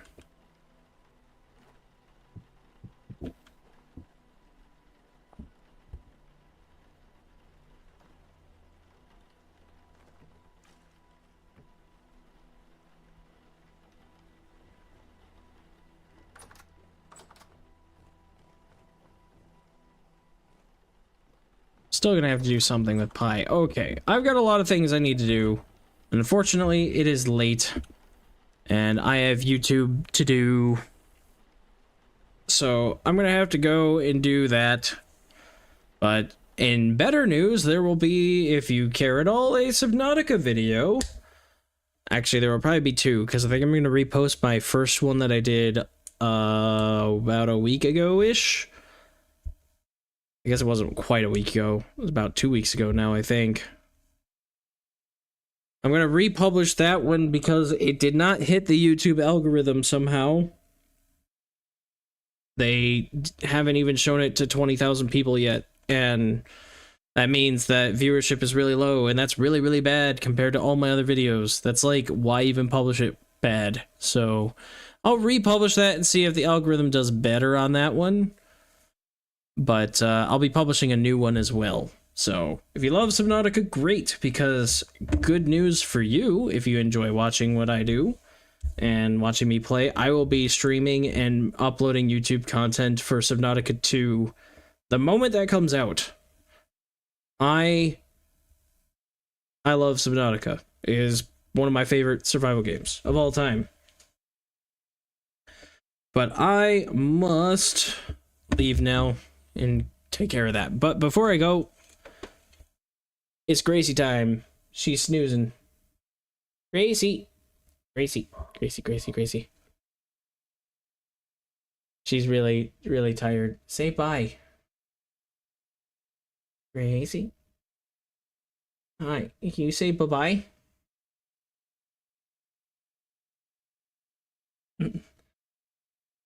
Let me move that out of the way. Hi. You turn your head and say bye-bye. Hmm. Can you lift your chin? If I scratch under your chin, will you do that? No. She's tired. See you later. Thanks for stopping by, Restless Cleric. Appreciate it, as always. Bye-bye. Hope to see you again soon.